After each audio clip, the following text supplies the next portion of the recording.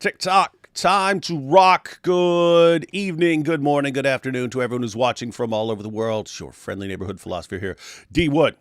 With me now, we've got your not so friendly neighborhood philosopher, inspiring philosophy.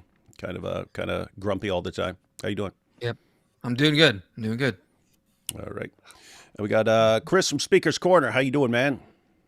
Doing good. Thank you for having me, David. You still heading to Speaker's Corner? Yes, I went there. Was it last week or the week before? Yeah, good stuff.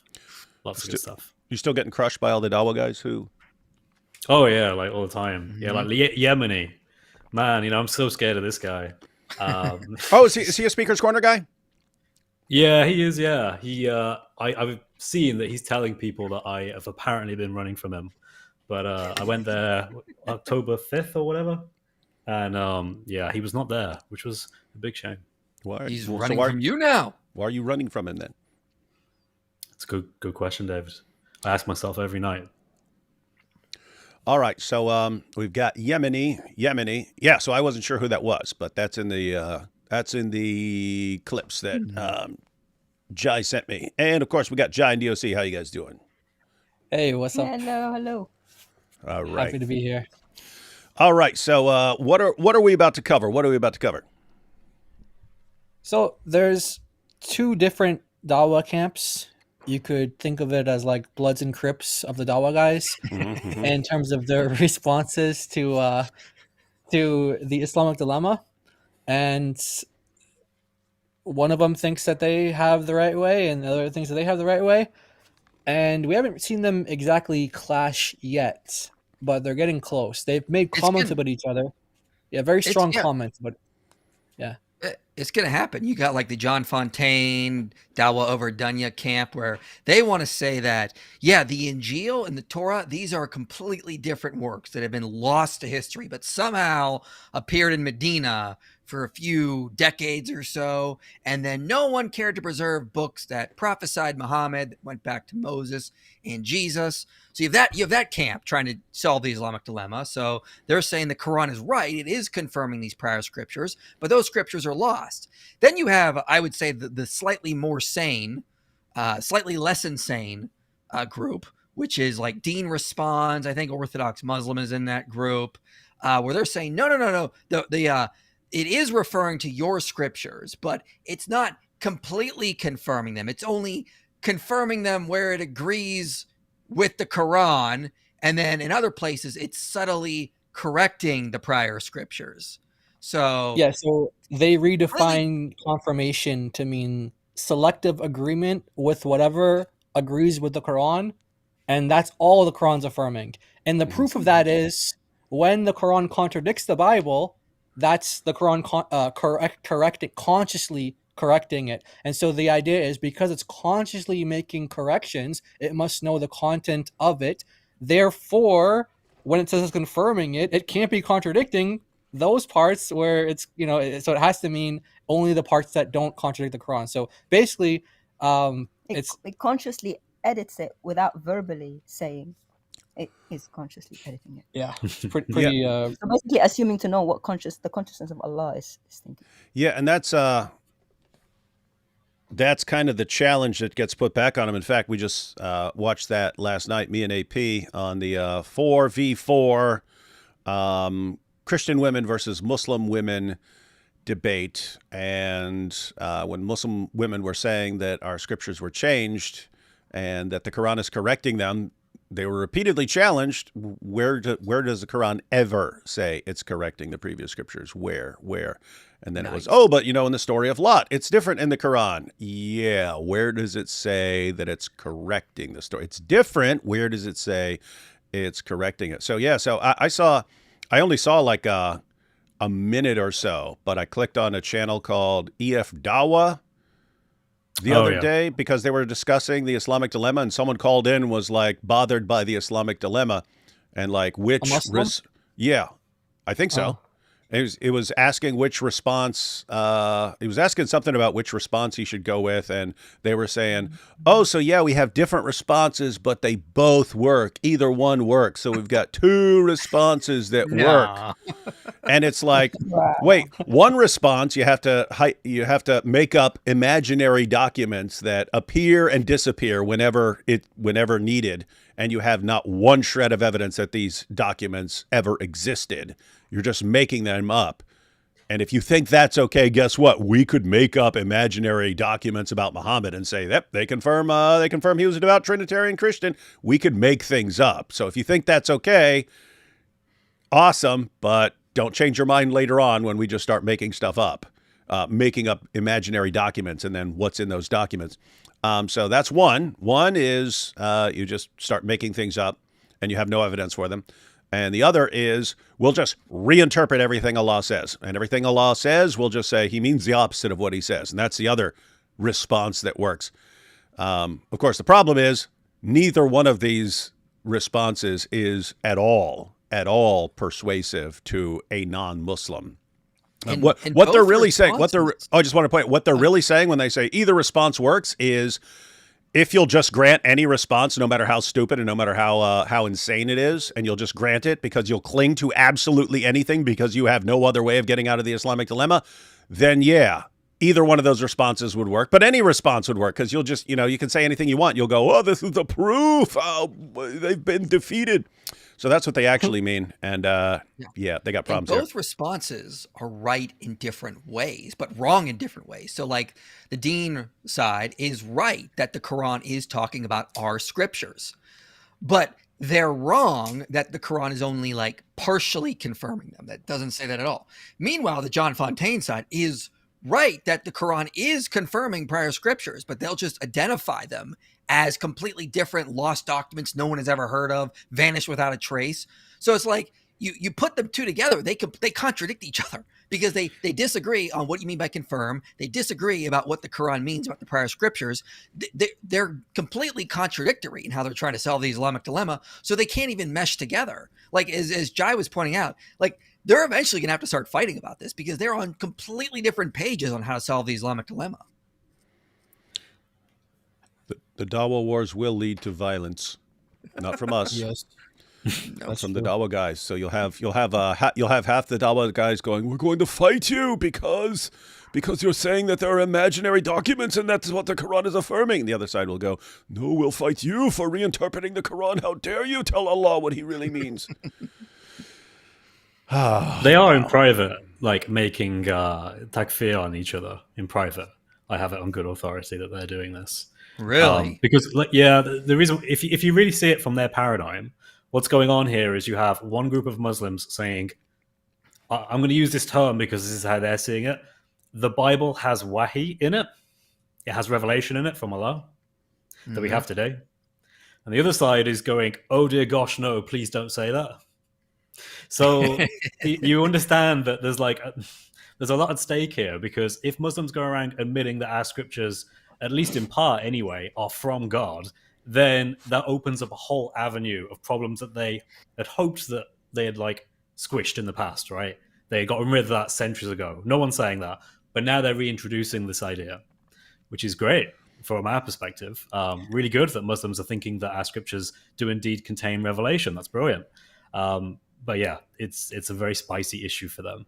And for everyone who's watching... Oh, sorry. Yeah. Oh, yeah, I just want to point for everyone who's watching.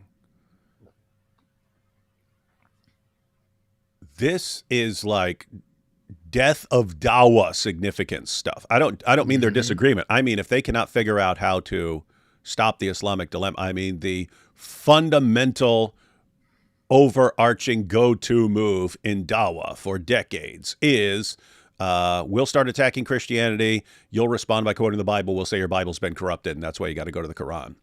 If they can no longer do that, because the moment they say your Bible's been corrupted, it gets flipped back on them, and hey, well, then you've got a problem because your God and your prophet say the opposite. Dawah is done. They're going to have to actually go back to the drawing board and come up with a completely new Dawah script, because none of the Dawah tactics will work anymore. So who's responding to this stuff? Dawah guys whose livelihoods literally depend on them coming up with some sort of response, or they are obsolete and irrelevant. They have no function in the world anymore. No one's going to fund them, support them, pay any attention to them if dawah is useless because they can't get past the Islamic dilemma. So this is like life or death situation for them, and that's why they're going to want to think they have the best response. And if someone's offering a competing response, no, can't do that. Have to go with my response. But all the responses suck. So sucks to be you guys. What were you saying, Jay? Well, there's two things. One thing is that this has created somewhat of a war, not necessarily between these two groups, but it has created a war for that one group that takes the position of Libyano/Orthodox Muslim and Dean. And is that the one they call Orthodox Lips? That's the one. Okay, because he goes like this when he gets pictures taken. Yeah. Okay, good. Okay, just making sure I was understanding who you're talking about. All right, go ahead. That's the guy. Yeah, pretty much him. Yeah. So their position is essentially that the sayings of Jesus, the historical, verifiable from historical critical method way of determining whether Jesus said something or not, that is what Jesus said historically. That is the Injil. And so they can't get around the fact that that would mean that he would have had to call himself the Son of God, that he would have to call God the Father. And so that forced them in a position to where they had to say that and also the same thing goes with the Torah as well, by the way, that they have to say that there was at least one point in time where it's allowed within Islam to call Allah Father and to call Jesus, for example, the Son, or Israel the Son.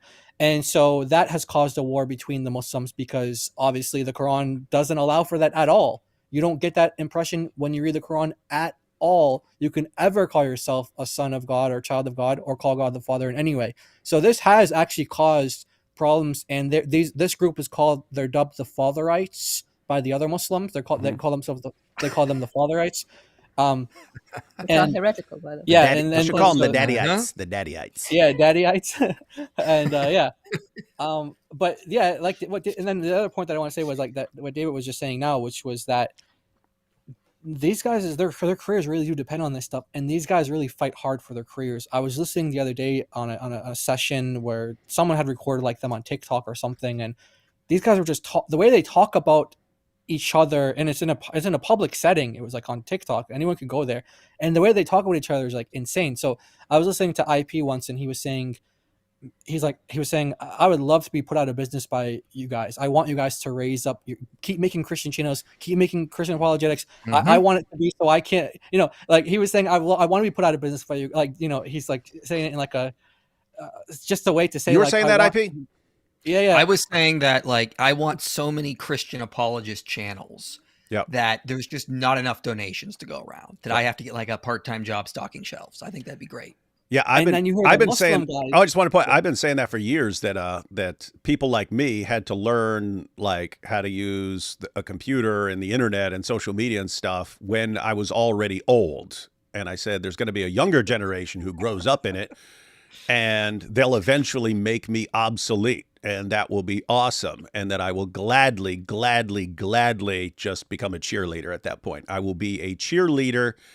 I'm not gonna wear a skirt and pom poms and stuff like that, but I'll be a male cheerleader. I'll be a male cheerleader, cheering on everyone else as they preach the gospel and crush Islam. So that'll be awesome. So it's good. It's good. Me and IP will retire and become cheerleaders. Mm-hmm. So there you go. You have two Christians that are like leading the way in apologetics towards Muslims and Islam, and IP in other ways in areas that you specialize in as well, not just in Islam, but in other areas too. That's your attitude. You want Christians to come up. You want them to, but the Muslims, when you hear them talk, they view each other as competition. Mm-hmm. And they try to say, he learned this from me. He wouldn't be anything without me. And I'm his daddy. I'm his daddy. That's what they say. They say, I'm his daddy. He's my son. Yeah, you sent me that clip. That was Jake the Muslim metaphysician. Yeah. And no, he learned that from me. No, he's better than you. No, but I'm his dad. I'm his dad. No, he gets more views than you. Yeah, but he learned it all from me. There's that. And then, at least it was cleaner than when I heard who's that guy? Central Dawa, and he was arguing with his fellow Dawa guys, and they're all like, "But why are you sending penis pics to all these Muslim ladies that you meet on TikTok? Well, you do it too, yeah, but I'm not pretending that I'm not." It's like this is like Dawa planning session. Classic I've Dawa. seen Christians use my arguments. Like I popularized a paper on age of marriage in Palestine by Amram Troper, and a book by Michael Satlow. And I've seen Christians using those sources. And I didn't go, "How dare you not cite me? You know you saw me using those." I'm your daddy. Yes. I'm your daddy. Yes. I'm joining the Fatherites because I'm your daddy now. I'm like, "No, use it. Great. Get this stuff out. I don't care if you have to cite. You don't need to even cite me. I know that's where you got it from, but who cares at the end of the day? Just go do it. Get it out there. I've told Christians, plagiarize my videos. I don't care. You can just say, if you wanted to like take something and present it at your church, but you don't know how to say it, just plagiarize me. I don't care. Yeah. Yeah. And so like to what David was saying, like the Muslims have the complete opposite attitude and like their careers depend on this stuff. And so without this, it's like they have nothing, and they don't want to do anything else. They want to just lie to people for a living. And so that's what they want. And it's a world of difference, and you can see the motives for why people do things as well in that. But yeah, that's kind of what this is. That's kind of what this is doing to the Muslim world. It's kind of tearing them apart. The Islamic Dilemma is causing massive division, ladies and gentlemen. And they were already divided. Now they're going to be more divided. And it's not us, it's Allah. He caused this. Allah is the best He of shouldn't have confirmed. He had no business confirming what he didn't know. We will split the Dawah like Muhammad split the moon. Hey, before we jump into this video, you guys heard of this book? I don't know why I hadn't seen it before. I just want to know if any of you guys have seen it. But it popped up because I'm on the academia mailing list when they mail out papers that might be relevant based on other papers you've looked up and so on. Anyway, they emailed me a review of a book by Martin Whittingham titled "A History of Muslim Views of the Bible, the First 4 Centuries." A history of Muslim views of the Bible, the first 4 centuries. Aha! Look at that. Oh, in my face, in my face. Yeah. That's Check that cool. out. That's cool I want a because copy of that. yeah. It's a very good book. So you've checked it out? Yeah, I've like studied this. This is like my go-to. It's one of my go-to books for the book I'm writing. There's a lot of reasons why. One particular thing, if I can just... Oh, okay. So it actually gives you all of the positive verses. You're not really going to see this on camera. But it actually gives you pages of all the positive verses that talk about the previous scriptures. And it's just page after page. And it tells you them all and quotes them all. There are 119 of them, according to Dr. Martin Whittingham. So... yeah. Nice. Oh, okay, cool. Glad I ordered that. Yes, seriously, no idea why I hadn't come across that before until academia emailed me a review. So does he go through like quotes from Muslim sources about what they're saying over the centuries, first 4 centuries? Yes, that's what that's what the title sounds like it's doing.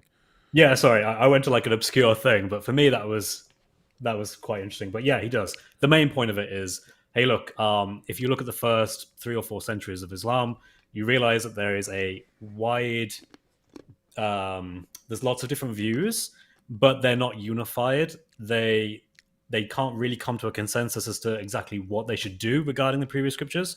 They know that there's contradictions between the Quran and these scriptures. Some of them are just going to say, actually, you know what? It's just a matter of interpretation. It's like Tarif al-Mana. They have all these different interpretations. Others will go a little bit further and maybe say, well, the Christians and Jews, what they have in their area that they happen to be in, they've distorted this particular copy, and we shouldn't trust the Christians, and therefore we should be very skeptical. But there are some scholars like Ibn Qutaybah, for example, who I believe is from the 9th century, who actually has his own work about hadith where he quotes from, for example, the Gospel of Matthew, and he quotes Jesus' words there, and he uses it as a valid point. He actually calls it the authentic Injil. he uses these points from our Gospels to validate certain seemingly contradictory hadith. So in other words, he's looking at the Quran, the hadith, the Sirah material, and our Gospels and the Torah as valid sources for establishing Sharia, which is kind of fun. Which is exactly what you'd think it was if you read the Quran. Christians judged by the gospel. And then right after it says Christians, people of the gospel judged by what Allah hath revealed therein. Next verse says Allah has given a law to different groups so that they will be different and so on. So what are we supposed to judge? What are we supposed to judge and get our decisions from? Well, the gospel. If any of you guys want an e-copy, I got one, just so you know. Of that nerd book? Mm-hmm. Yep. Super nerdy, man. But it's good, though. It's really good. One thing he points out as well is there are actually scholars that quote from our Gospels, but they understand the implications of what they're quoting. So, for example, where Jesus calls God his heavenly Father, that's obviously very problematic from their point of view, but they also want to quote it. So they quote it, but then they change it to be something else. So instead of saying Allah. Yeah, basically it's like either like Heavenly Father is either like Allah or Lord of Heaven. Like they rephrase it because they're aware it's problematic. So they don't have an answer to it other than it can't possibly be what the Christians are telling us it is. So although we think they have it and this is it, we're just going to take a more Islamic view of it and just rephrase it slightly, which is kind of funny. But yeah. All right, nice. All right, so read this book next. Yeah, I'm gonna check it out. I got it on its way. Supposedly gets here on Friday, so I'll be checking that out. All right, I'll take these first couple super chats, and then we'll jump into this video. This stream has been nothing but lies thus far, and it's I choose the cow and Mike Winger. The Injil was in the hands of the Zut, and Muhammad went to retrieve it. You see, this is the proof. Oh, hey, maybe that could be the point of the video game, Chris, is Muhammad's actually out there to find the true Injil and Torah that John Fontaine says was existed out there. And the Zut are like, well, it's going to cost you.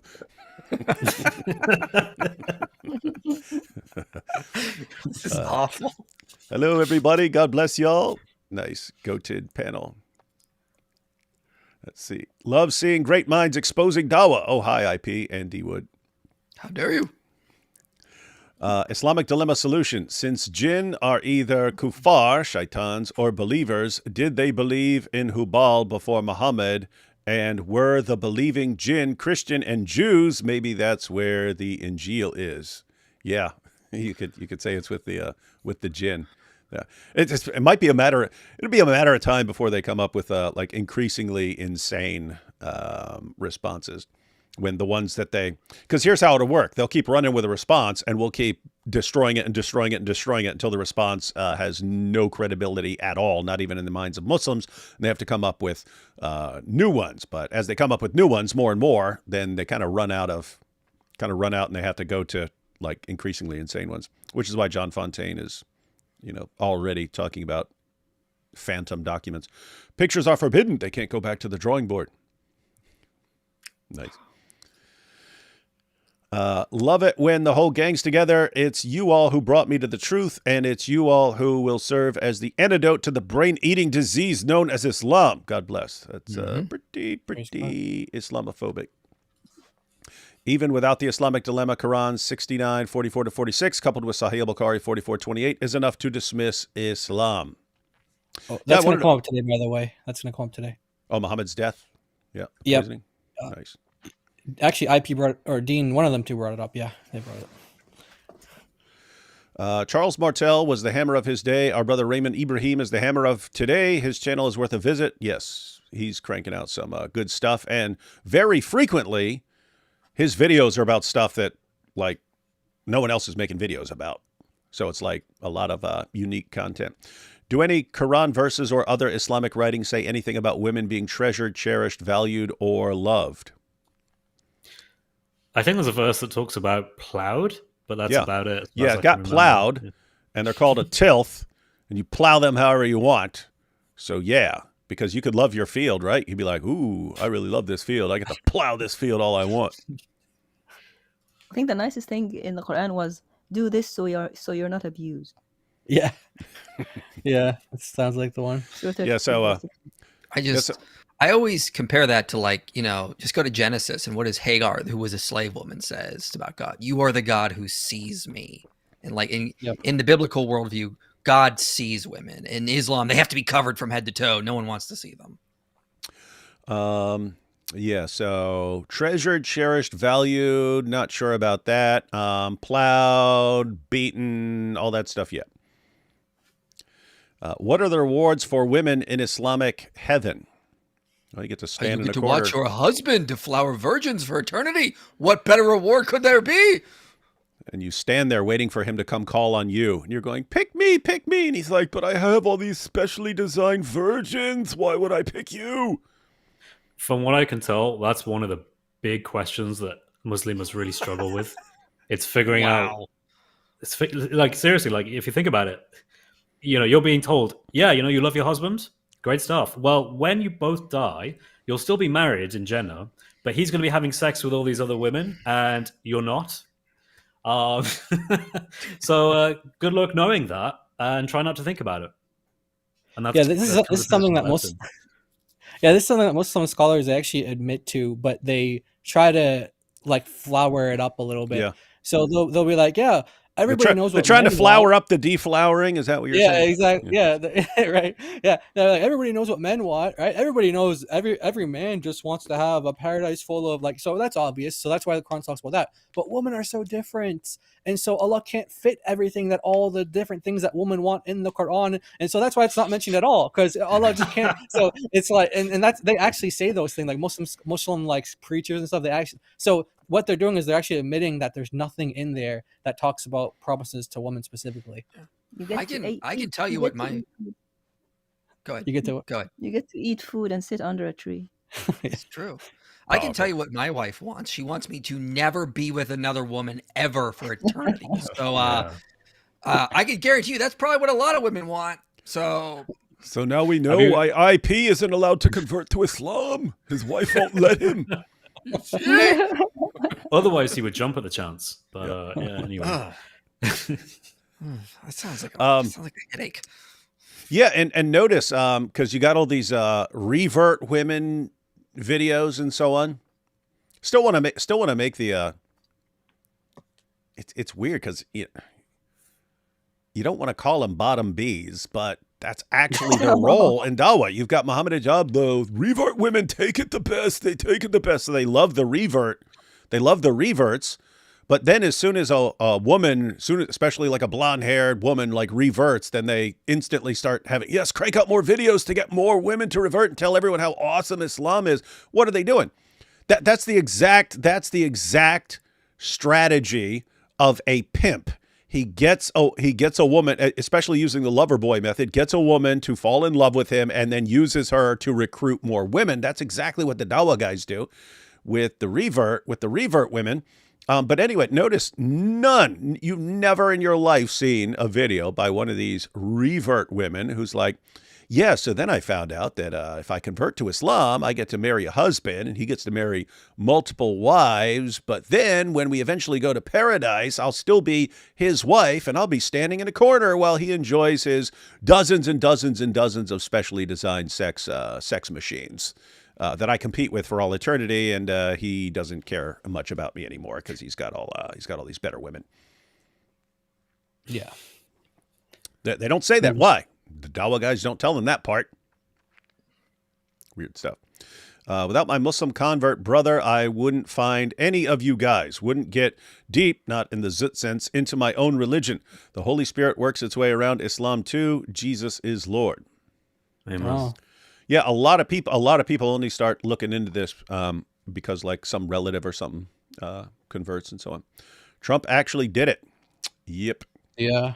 Yeah. I hope it lasts. We'll see. But it's good, awesome getting the hostages back and so on. I'm from northern Nigeria and I feel called to do apologetics, especially polemics. Wow, northern Nigeria. That's the dangerous Wow. part. Yeah. And I feel called to do apologetics, especially polemics, since many around me, friends and family, are Muslim. I know it could cost me my life, and I've accepted that. Okay. That's part 1 and 2. I would love to build a family, but fear putting them at risk or leaving them behind. Like Charlie Kirk, you guys have blessed and inspired me greatly. I seek your opinion and advice. Well, just keep it. That was the exact situation that that the early Christians were in, and that's what Paul talks about. You know, you're in a dangerous time of persecution and so on. Do you get a family? Rough call. What are you guys' thoughts on all Here's this? what I would say: just pray a ton and let Christ lead you.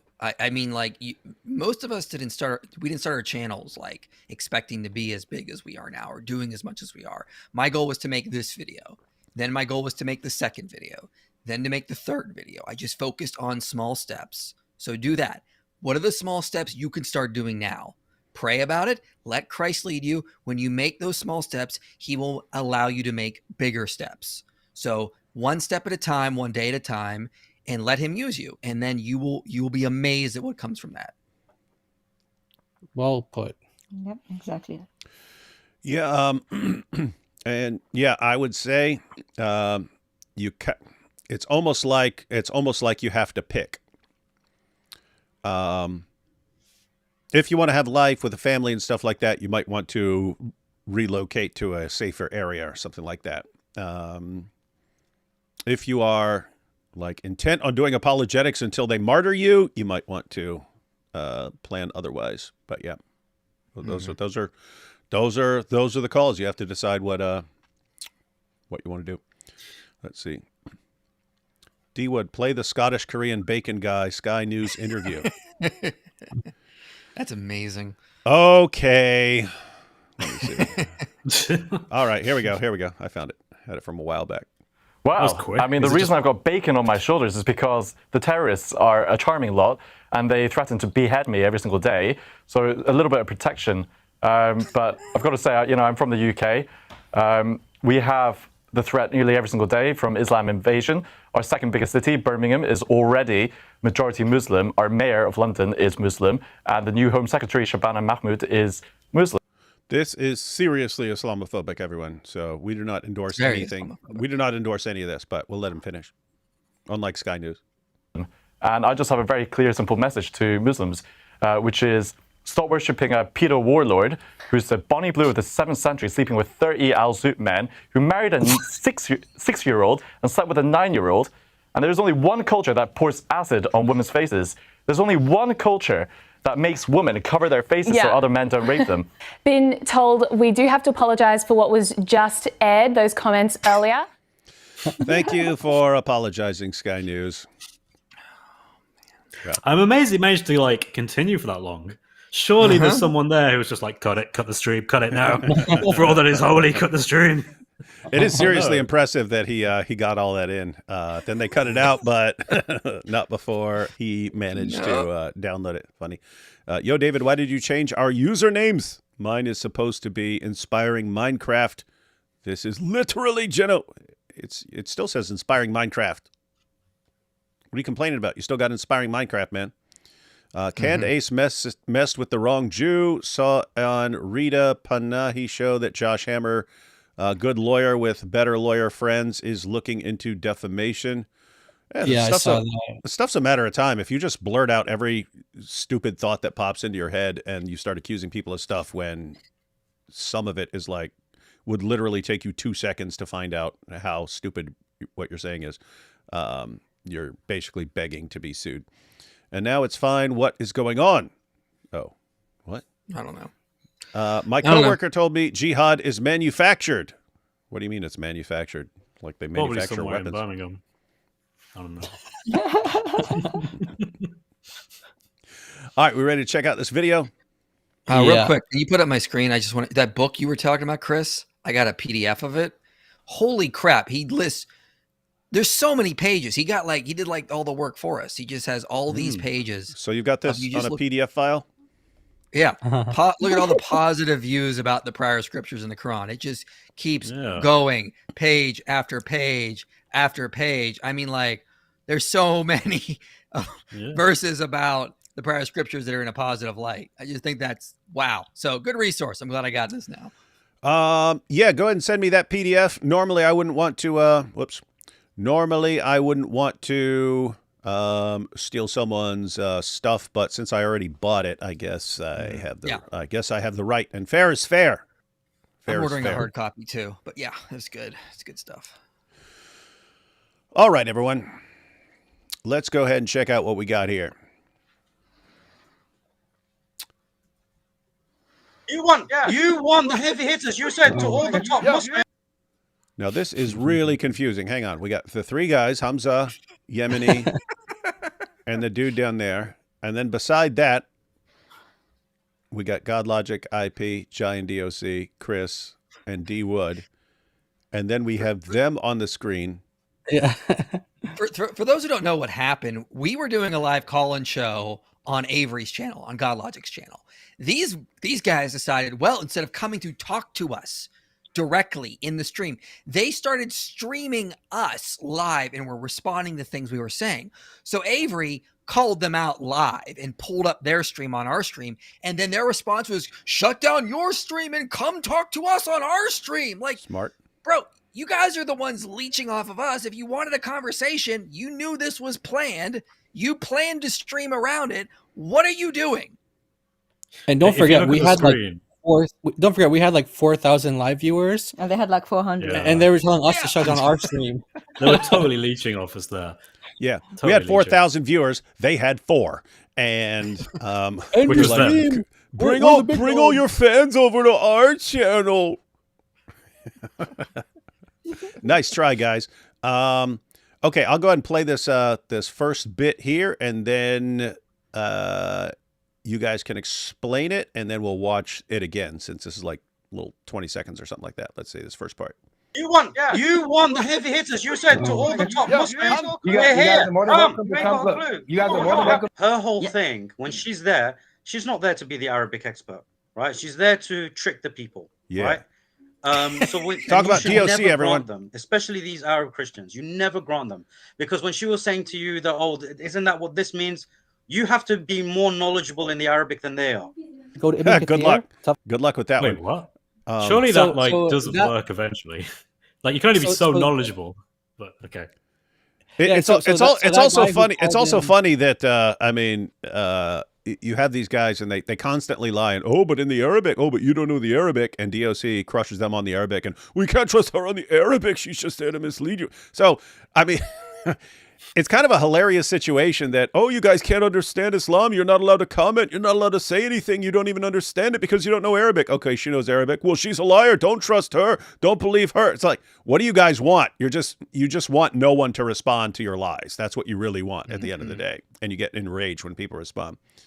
So there was a guy who called in, a Muslim who called in on Avery's stream, and after the discussion with us, he went over to their stream To complain. and they gave feedback, and Yemeni was criticizing him, saying, don't challenge them on the Arabic unless you know it better than they do. Oh, funny. So he was kind of insinuating that he knows Arabic better than us, and we're not like in this like competition, like who knows Arabic better. But that's what he said. He's saying that unless you know Okay. Arabic better than them, then don't do it. So we're saying, okay, let's see what his Arabic is like. Let's see his level, and that's what this video is basically about. So their Arabic guy, he specifically called out DOC, so we let her do this part, and Yeah. you guys will So see. I recorded my impressions of what he read. Yeah. Okay, so just to be clear, someone jumps over on our live stream, gets schooled on the Arabic, then runs over to their stream, and then gets rebuked. Hey, you shouldn't be tangling with her. You have to be a master of Arabic. You have to be a master of Arabic before you're going to raise any challenges against what she's saying, and therefore he must be the master of Arabic who can refute her. Is that correct? That's what I Yeah. understood. Yeah. By the way, you don't need to be a master. You just need to be able to read. But Very difficult for these Muslims. which is very difficult because they live in the West. They're probably second or third generation. They probably know the alphabet and that's it. Like maybe went once a week to some school. So this, for any Arabs listening, will be like, this is ridiculous. It's like asking you guys to be masters in English before you read a book. It's like, You just know it. It's just a language. I love that. I love that. I love that retreat, by the way. I've always loved that. Like ever since I started learning about Islam, it's the religion for all people. It's so easy to understand. Okay, I'm reading it. It's not making sense. Well, you need to know Arabic, and so you just need to trust us. Like, wait a minute. I keep catching you. I keep catching you guys lying about everything you say, and then you're telling me to trust you on these big issues that involve my salvation. How about no? Because how about no? Jordan Peterson. So he is able to get away with his like facade and his pretend to be an expert in Arabic on his panels, because no one on his panels knows Arabic, so they don't know how to examine or evaluate his Arabic. And we didn't really know about him. I think I saw one video of him in the past where he was threatening people at Speaker's Corner, and I saw one discussion at Speaker's Corner, and that's all I really knew about him. Didn't he threaten Chris? Well, he didn't threaten Chris, but he threatened basically anyone at Speaker's Corner. Oh, anyone. Okay. Yeah, basically anyone who insults Muhammad. And by the way, he's like 5 feet tall. He's small. Wait, who, Yemeni? The guy in the middle there. He was threatening people, physically threatening them. Yeah, he said. Wait, for anyone who insults what, Muhammad? Yeah, Chris, why don't you tell? Because Chris was there. Yeah, so I was a part of his live stream in the backstage to be a moderator, and then I wasn't even a moderator in the end. I was just in the backstage. Supposedly, they wanted me to police the comments, and they got upset with me because there were too many people saying naughty things about Muhammad. This was apparently my fault, and he responds addressing the audience during the debate. He just stops and he says, "Look, you guys are saying all these things about Muhammad. If you do this, I am actually." Let me phrase it how he said it. He said I am not a Christian. I'm a Muslim. I'm not afraid to make a threat against your life. In fact, I am doing this like I'm not being hypothetical or metaphorical. This is a real threat against you if you do this. He then made another stream after this where he doubled down and said, yes, I stand by my words. I completely don't take away anything. He did like a proper like little Andrew Tate moment. But I made a video on this and then I flagged it to YouTube saying, look, this is obviously like incitement to violence. And nothing happened. The videos are still there as far as I remember. No, I mean Ali Dawa's video where he says as soon as he gets the power, he's going to execute all the ex-Muslims. I mean, well, he's not going to be doing it, but it's going to be ordered, and he's going to be watching and eating popcorn and stuff. All that stuff's fine with YouTube. Whereas if anyone said that in reverse, oh, once we get political power, we're going to kill you guys, then it would be you'd instantly be banned. But some groups are more equal than others, as the just to add as well. Before this even happened in the backstage, I was talking to Yemeni and I mentioned Giant DOC. I can't remember what the context was, but I brought you guys up and I was like, look, I think the Arabic means this. I have it on good authority. It does. And then I quoted you guys. And at first he was like, yeah, but they don't even know Arabic. And I went, yes, they do. They do know Arabic. And then his immediate response, without even thinking about it, was, but they don't know Arabic well enough. Even though he didn't know who you guys were at the time and just assumed you didn't know Arabic, when I explained that you did, his immediate response is, well, they must not know it well enough. And at the time, I was thinking maybe it'd be good for me to actually learn a little bit of Arabic, like in my own time. And after that conversation, I thought if I actually continue doing that, that would be the exact response he would have for me, and every other Muslim would just say the same thing. Mm-hmm. And I'm like, it is. So yeah, however much you learn, however much Arabic you learn, you're not a master of classical. You don't know it. You don't know Arabic as well as this guy. Yeah. The true Scotsman fallacy. Yeah, it's a situation where it's the religion for all people, but it can only be understood in one language, and you'll never know that language well enough, and therefore you just need to mindlessly accept what the biggest bunch of liars on the planet tells you to believe. Mm-hmm. Yeah. How about no again? Oh yeah. One more thing. So just to be clear, Chris, you were talking about Yemeni here. This guy. Yemeni, yeah. And so Yemeni. So Yemeni is actually threatening people for insulting Muhammad. So that if I were to say like Muhammad is a child molesting, murdering rapist who went out in the desert and got banged by 30 al-Zut men, then he would have a problem with that. Like he would like threaten me over it. Yeah. Oh yeah. He would do. But the thing is he's not the most intimidating person. He's a bit of a cute little teddy bear, really. So yeah, it's So- one of those things where he says things, but he's not going to do anything.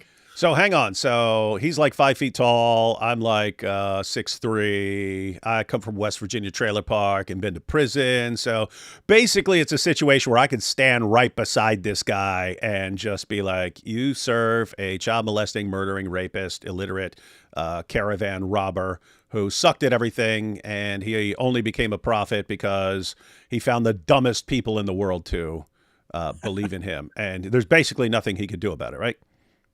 Yep. Okay, good. Hey, Yemeni, better get an army, man. Better get an army. Go with the Houthis, man. You're from Yemen. All right. Yeah. So yeah, that's gonna. Thanks for that, Chris, because we didn't know that. So that's gonna make this a bit more sweeter when you guys see it. Yeah, you will definitely see he was projecting with this not knowing enough business. Yeah. We'll watch that little part over again now that everyone understands the context here.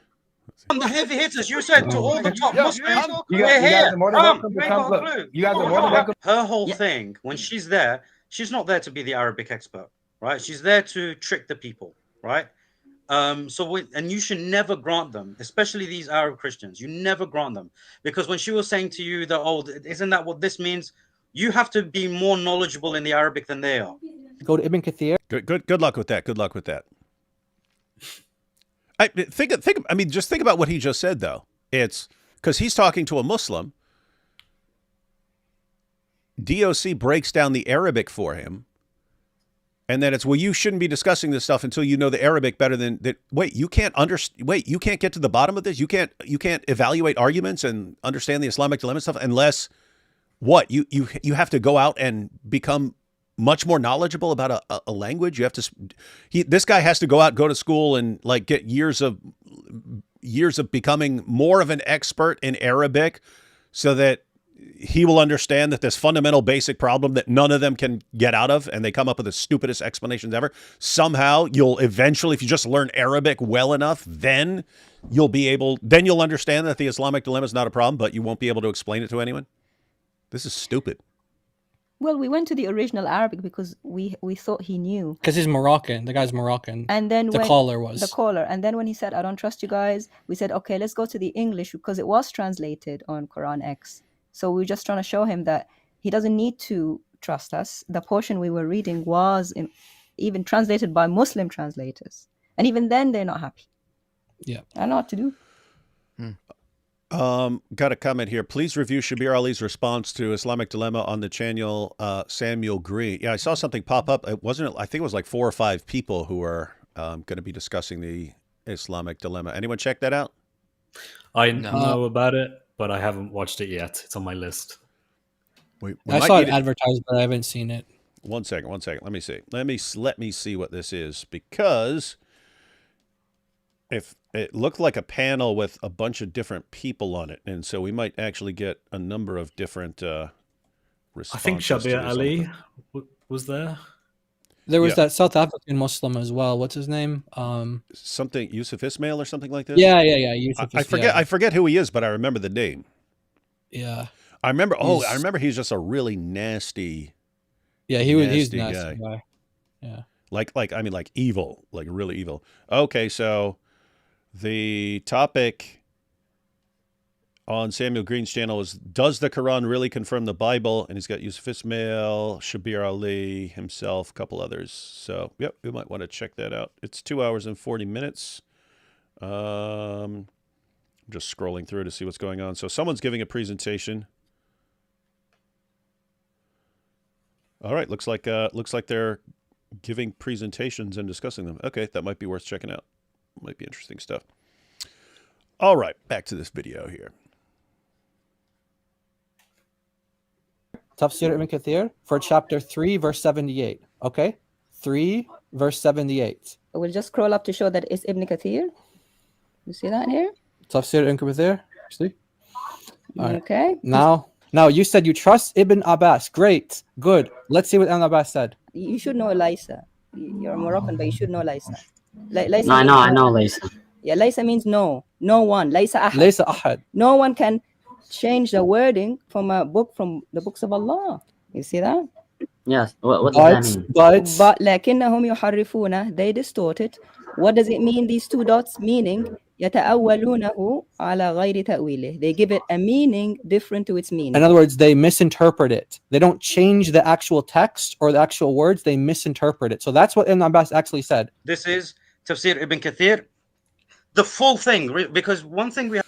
Okay, so if I'm understanding the trajectory here, so that was the clip of DOC and Jai explaining 378, yes. Specifically the commentary on 378, what Ibn Abbas said there, and then Yemeni here is going to correct you. Is that what's going on here? Supposedly we were hiding something. Supposedly, you're covering up the truth. Yeah. Yep. All right, so you're concealing what Ibn Kathir really says. Is that correct? And he's going to expose you guys as deceivers and liars. Yes. That's what he thinks. He'll try. All right, here we go, ladies and gentlemen. Yemeni, who threatens violence against anyone who points out that Muhammad was a child molesting, murdering rapist, is going to respond to DOC here. All right. To remember, these guys, when they are quoting Ibn Kathir and showing this on the screen to the non-Muslims, they're going to QuranX.com. Now, QuranX.com is abridged. Exactly, it's abridged. This is the full text of Ibn Kathir, which is not accessible to them. There's no such thing as having the full text of the whole of Ibn Kathir on one page. Ibn Kathir comes in many volumes. Where he is Ibn Kathir of Surah 2, verse 79 to 80. Hold up. Oh. You guys, hold up. You guys quote 378, and then, but you didn't quote all of Ibn Kathir. Here's the unabridged version, and he goes to a completely different passage. That is disingenuous. Exactly. Correct. That is deceptive, actually. Like, if someone's showing commentary on a verse and then you go to a different verse with different commentary and try and pass it off. They left this out. Why are they quoting that passage, but they left this out on a completely different passage? Interesting. And for everyone who's watching, it's just important to understand why we go to the commentary on 378. It's because Muslims love to say that Ibn Abbas claimed that the previous scriptures were corrupted, and yet you can find other quotes by Ibn Abbas where it sounds like he's saying the exact opposite. So either people are misinterpreting him, or you just have competing traditions and you don't know which one is correct. But either way, you can't just say, "Oh, Ibn Abbas says this." Especially the basic problem with that is we're quoting Allah and Muhammad, and they're going, but Ibn Abbas. We're saying, yeah, Allah and Muhammad. They go, but Ibn Abbas. We say, yeah, Allah and Muhammad. They go, but Ibn Abbas, he trumps them. We don't care what Allah says. We only care what Ibn Abbas says because we found a passage where he says what we want him to say. And we say, yeah, but here's a passage where he says the opposite of what you want to believe. So what's going on here? And then what happens? They quote Ibn Abbas, this passage from Ibn Abbas in Ibn Kathir's commentary on 378, but they didn't tell you what Ibn Kathir says in 279. This is bad, man. This is stupid. I can already see nothing he says here is going to refute the point, right? Nothing he's saying. No. That is a good prediction. All right, here we go. Shown here, which is quite a different page, surah, and verse to what we were showing earlier. What we were showing to the Muslim caller was the Ibn Kathir of Surah 3, verse 78. He is simply just avoiding that surah and verse and going somewhere else completely. Right? She knows what's actually in Ibn Kathir, but she doesn't use it because there is an agenda. I do know what is in Ibn Kathir, and I do use it, just in a different time. I have nothing to hide and I have no agenda. Here is a screenshot of us going through the portion of Ibn Kathir that he was alluding to, which is in Surah 2, verse 79. As you can see here, the date is 6 months ago. So we do not hide from it. We do not have an agenda, and we have addressed it 6 months ago. This is a closer screenshot. It does actually come in QuranX, and it is translated. It is from a Muslim website, as there is a big donate button on top. And I've even put the Arabic of what he's going to read. That's how you know. Everyone catch that? It is. I can prove conclusively that this is a Muslim website. There is a big donate button at the top. Let me back that up a little. A screenshot. It does actually come in Quran X, and it is translated. It is from a Muslim website, as there is a big donate button on top. And I've even put the Arabic of what he's going to read from Ibn Abbas. Here is another example of us addressing the same thing in June with IP. Now, this is about chapter 2, verse 79. Hang on, that was all very important. So, for everyone who's watching, and I understand it can be, we're shouting out numbers and stuff like this, references and stuff. And this, if this is new, you may not be following us talking about 378 and 279 stuff like that. Just to recap, and then add that part in. When we quote Allah and Muhammad, they'll go, but Ibn Abbas, as if Ibn Abbas, who's a guy, trumps what Allah and Muhammad say as far as Islam is concerned. But they'll go to anyone who's saying what they want him to say. And so they go to Ibn Abbas because they can't go to Allah and Muhammad, because Allah and Muhammad never, ever, ever say what they want them to say. So they go to Ibn Abbas. We point out, hey, if you're going to Ibn Abbas, guess what Ibn Abbas says in the commentary of Ibn Kathir on Surah 3, verse 78. And what did this guy Yemeni just do? He goes, oh, haha, she's leaving out what Ibn Kathir says. I'll show you what Ibn Kathir really says. And then goes to 279 and then says, haha, why are they hiding this? Why are they running from this? Why won't they face this? This is the proof. And then DOC just showed, what are you talking about? We've talked about that a ton of times. That's not what we're talking about on 378. It's not the subject. But if you're talking about what Ibn Kathir says about 279, we've gone through that multiple times. How are you saying we're running from it? What is this guy saying that is truthful about anything? Like everything he says, he's wrong. And we're just supposed to mindlessly agree with him. This is stupid. Here we go. And he mentions here, what do you call it, about a hadith an Akrama. It's Ikrima. This is the start of a lot of clumsiness with the Arabic, as you'll see later. He gets many names wrong, pronunciations wrong, and even simple words wrong. So, no, I don't. It's Akrama. All right, let me break down. All right, here we have Akrama. Why DOC covering up the Akrama, everyone? Oh, because she's a deceiver. Yeah, that's right. I'm the Arabic expert. That's what he sounds like to me. Sorry, go back this up. All right. Krima. This is the start of a lot of clumsiness with the Arabic, as you'll see later. He gets many names wrong, pronunciations wrong, and even simple words wrong. So this says أحبار اليهود. Actually, the sentence is هم أحبار اليهود, which means they are the rabbis of the Jews. He missed the word they, which is very clumsy for an Arab to be missing the subject of the sentence. وكذا قال سعيد وكذا. It's not وكذا, it's وكذا. It means, and this is what Saeed says. He gets a simple word like kada wrong. Now this. All right. It's like every time he starts reading, it's like he messes up. It's like. Everyone who's watching, just want to be clear. If someone has trouble reading and doesn't understand Arabic very well and stuff, that's all fine. I couldn't conceivably care less. I would never use it against you unless you're this sort of guy who's like pulling rank. Ha ha! You have to be able to destroy this woman on Arabic before you question what she says. Make sure that you are an expert on Arabic and can completely destroy her. That's when you should engage and refute her, like I'm doing now. And then she's pointing out, you don't even know basic words, man. You don't even know basic words and sentences. Wow. That's our attitude too, by the way. Like we never care. But the fact that he wanted to make it an issue and say that we're lying, or specifically that this particular conversation we lied to this guy about the Arabic, and that you just have to know Arabic better, then you won't fall for their lies. And basically he's saying I'm the one that you should trust. And he reads it. Yeah. So.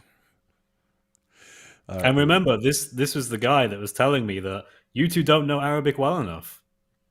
Okay. This is the guy that thinks that he knows it way better than you. So Wow. Yeah. Okay, now the world can decide. Yeah. And anyone who's watching this who knows Arabic, they'll know right away this guy. Yeah, and you guys can probably even tell too when he's reading. He's stuttering. He stutters a lot. He messes up a lot. Like David said, it's not a problem if you don't pretend like you're the expert, or you bash other people for their Arabic. But the fact that he does that is like he's basically putting himself out there to be criticized on this level. Hey, let me show people what this is like, because mostly just English speakers here, and so let me give an example from a super chat. So I'll pull up a super chat here, and so this is what this guy sounds like. Hey, if you're going to be reading English, you need to be an expert on English and need to be able to refute them on the English and be the master of English. Here, let me show you. Let me read the super chat. Yo, yow, gooies, see my James, fight, figget, figget. That's literally what it sounds like to me. At the end, admitted that had died the figget to pay off his coward Cassis. So this is the guy who claims to be destroying DOC. Oh, it's good he admitted that that he had to do that to pay off his court cases. Yeah, I'm gonna have to, dude. I seriously doubt he made £600,000 from that fight. So, yeah, might need another 100 or 200 fights there to cover that stuff. All right, here we go. Back to the video. What Ibn Abbas says. نزلت في المشركين وأهل الكتاب. This came down about the disbelievers and the people of the book. Actually, the word here is al-mushrikeen, which means the polytheists, not the disbelievers. It just shows the clumsiness of the translation here. وقال السدي. Again, here he mispronounces the scholar. السدي is not as-saddi, it's as-suddi, which tells me the ignorance here, because if you knew... Hold up, even I know al-Sudi. Yeah. I was just thinking, I wouldn't have said yeah, that's what I was saying to Daughter of Christ. I was like, he doesn't know like, even if he doesn't know how to read the name, he must have heard the name before, like someone lectures or something like that. That means he wasn't listening to khutbahs, sermons. I was like so surprised he just messed up on basic names. Like, it's crazy. He would have pronounced his name correctly. كان الناس. So this is al-Saddi now. He's saying كان الناس من اليهود كتبوا كتابا من عندهم يبيعونه. The word that he got wrong here is يبيعونه, which means they sell that book. He said يبيعونه, which is not a word in Arabic. يبيعونه من العرب. ويحدثونهم إنه من عند الله. Okay. The accurate Arabic here is ويحدثونهم أنه من عند الله.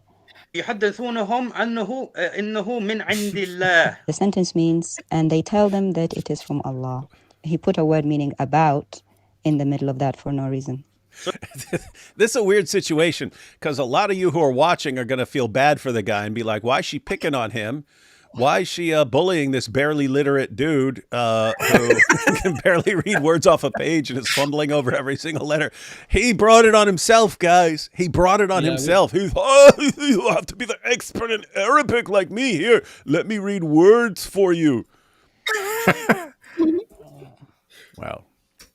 He's saying there were people from the Jews who wrote a book from themselves, and they sold it to the Arabs, and they said that it is from Allah.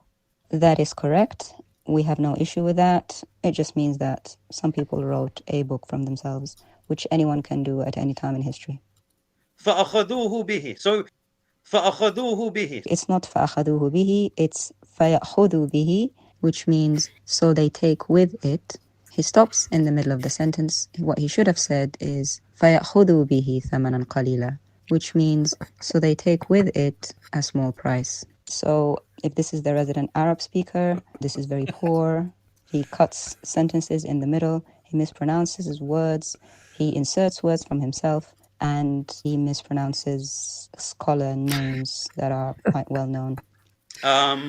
Wait, Jai Welcome DOC, to Dawa. have you made this like into its own video? Is this like on your channel? No, we just did it for this. Totally for should. this Yeah, we bit. just did it for you. No, guys. you should totally. You should like, and Yeah. then you should do is like at this point in the video, you need to cut in that Simpson meme of the kid going, "Stop! He's already dead."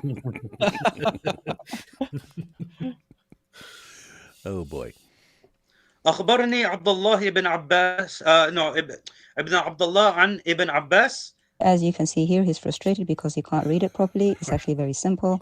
It says, أخبرني عبيد الله ابن عبد الله عن ابن عباس, which means Ubaydillah, son of Abdullah, told me from Ibn Abbas. He got frustrated because he didn't have the ability to articulate similar names in the same sentence.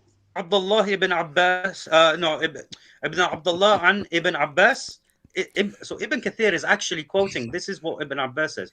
This whole thing. The reason why I haven't translated it. And Al-Sadzi, the great scholar, Al-Sadi. Yeah, the reason he hasn't translated it is because it's probably because he can't even read it. But it's basically saying that another book has been written by people that sell that book for a small price, which we've talked about many times before. He completely ignored Surah 3, verse 78, which we were at because it exposed him, and went somewhere else where some people just wrote a random book.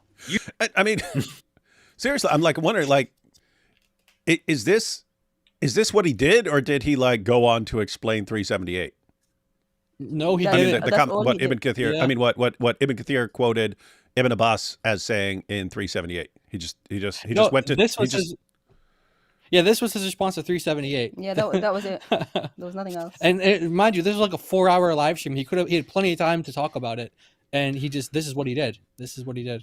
Well, this is. Because then I mean, they go on after this to talk about 1094, another one after. Yeah. Yeah, that's what's crazy. I mean, this is like just flat out deceptive because it seems like Dawa is always for people who are too dumb to follow an argument, or who aren't really paying attention, or who are just paying attention to how confident someone sounds. He's not answering anything you said. He's not even close to being in the ballpark of answering anything you said. But he acts like, look, I'll show you guys how to do it. I'll show you how to refute her. This is what you need to do. Yeah, call in and do that, buddy. Or any of you Yemeni fans who are like, yeah, now I got the real goods. Now I can go and school them. Oh, that would be embarrassing. You know, to be fair to Yemeni, though, maybe he spent all of his time practicing the Arabic in the verse 279. And then, he couldn't really do 378. That was a bit too challenging. Yeah. So he just stuck with that one. Yeah. And maybe, going with that reasoning, maybe he's like, I'll start with 279 and then go on to 378. But he got like too intellectually drained, like mentally worn out from going through part of Ibn Kathir's commentary in 279. And I can't go on. My brain is dead. He was so proud. He was so proud of himself after that, like he did something. He was like, "Come, Christians!"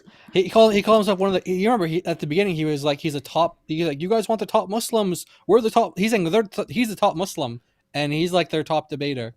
If he's the top, I feel sorry about him.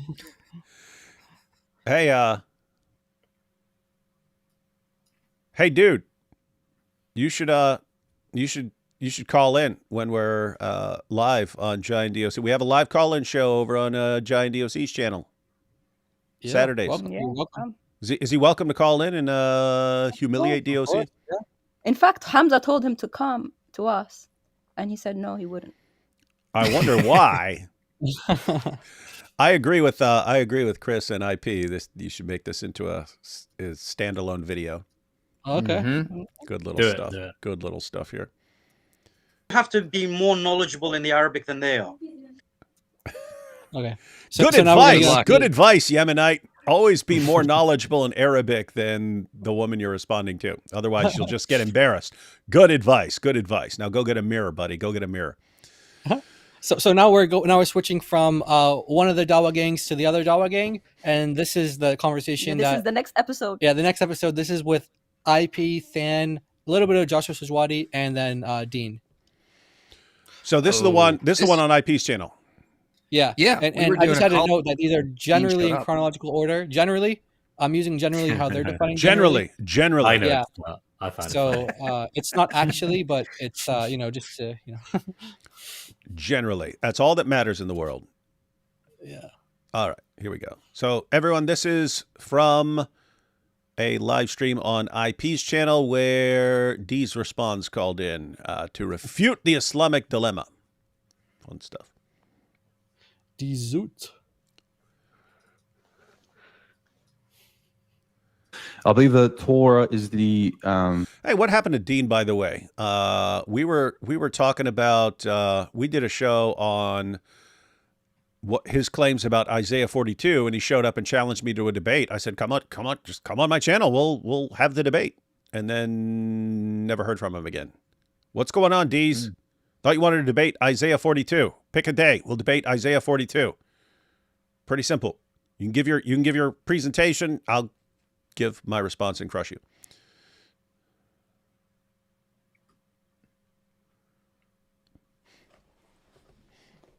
I believe the Torah is the either the revelation given to Moses or a general expression for the general Jewish scriptures. So the Injil is going to be the sayings of Christ within the Gospels, but then there's going to be exceptions to that. They're preserved with meaning, not verbatim. So that's my position, okay? And where would you get the idea that it's the sayings of Jesus? I mean, even if you just ignored everything else the Quran says about Christians having the gospel and judging by the gospel and so on, and you just went with it's a book revealed to Jesus, where would you get, therefore, it's just the sayings of Jesus from that? In other words, so what they're using what they believe about how the Quran was revealed to Muhammad to guide their interpretation of what the revelation given to Jesus was. But the Quran isn't Muhammad, isn't a collection of Muhammad going around saying, I did this, I do that, I'm this, I'm that. It's what Allah is saying. So if you go with the sayings of Jesus, Jesus is saying a lot of things just about himself. So why would you think that's the book that was handed to him that he's just reciting when he's saying, I'm doing this, I'm doing that, here's what I am, here's what I am. Anyone have any idea? Because I don't even know where he's getting that, in other words. Yeah, there's nowhere from the Quran where you would even think that that's like a definition of Injil. I have no idea where he's getting it from either. That's probably the thing that bothers me most about any of this. So you'll have John Fontaine, and he'll make up documents that have never existed, and we have no reason to think they ever existed. But you can't refute him if he says, boom, they popped into existence in one little Arab city and then disappeared. Oopsie. Now you see it. Now you don't. Oh, it's gone. Ha-ha. Allah the magician, right? You can't stop him from saying that. But everyone's doing that in just a different way. Like Dees is just making up what the Injil is. I mean, he's actually making, the Quran doesn't say that's what it is. Nothing in history says that's what it is. But I'm going to say what it is. What's that mean? It means you're just making up what it is with no evidence at all. And you're fine with that. You're fine just making up what Allah is saying with no evidence at all. Exactly that. Ultimately, it's arbitrary. It's ad hoc. It's you start with the Quran and you circle back to the Quran, like IP has pointed out on his channel. What Dean tries to do is he tries to be like, okay, we can't just live in a bubble. We have to actively engage with history, and we have to actively engage with Christians because the Quran is engaging with Christians. So he looks at things like, I believe it's Surah 57, and other places where it looks as if the Quran is at least paraphrasing certain parables that Jesus says in the Gospel of Matthew, for example. And he makes a case, and I run with this. I have no problem with what Dean says. I don't agree with him 100% on it, but basically agree. You can, from the Quran, realize that the Quran author knows what the Injil is, in that the author thinks it's Matthew, Mark, Luke, and John, and probably other things. And Dean knows this, and that's why he says, yeah, it's Jesus' sayings. And even that is ad hoc in a way, because he's not saying it's Matthew, Mark, Luke, and John. He's saying it's certain parts of Matthew, Mark, Luke, and John, specifically the red letters, and specifically things that happen to agree with Islam, which of course makes it all circular, right? Like, you can't falsify this in a way, because if it agrees with Islam, then that is part of the Injil. And if it doesn't agree with Islam, then it's not part of the Injil. And so there is no criteria to which you can show that this is not a correct theory. It accounts for everything in a way that makes it unfalsifiable, which is not a good thing to do if you want to be academically rigorous. But it's ad hoc. And this is the thing. This is what I think a lot of the Dawa guys don't understand about internal critiques. Like, if you see some of them like John Fontaine or Rumsey, they think that if to solve an internal critique, they can just make something up in Islam, and that solves the internal critique. That is stupid. That shows they don't understand basic philosophical methodology. Because, like, could you imagine if a Muslim came to us and goes, I'm offering an internal critique. It's the logical problem of the Trinity. And we said, well, I'm not going to quote Joshua Sijuwati or Bo Branson or anything. I'm just going to make up a law of logic that says God must be three persons while being one God. That's a law internal to Christianity. Therefore, I've solved the logical problem of the Trinity. No Muslim would accept that. None. And they know that. But for them, they think they can just make up documents that never existed and think that solves an internal critique.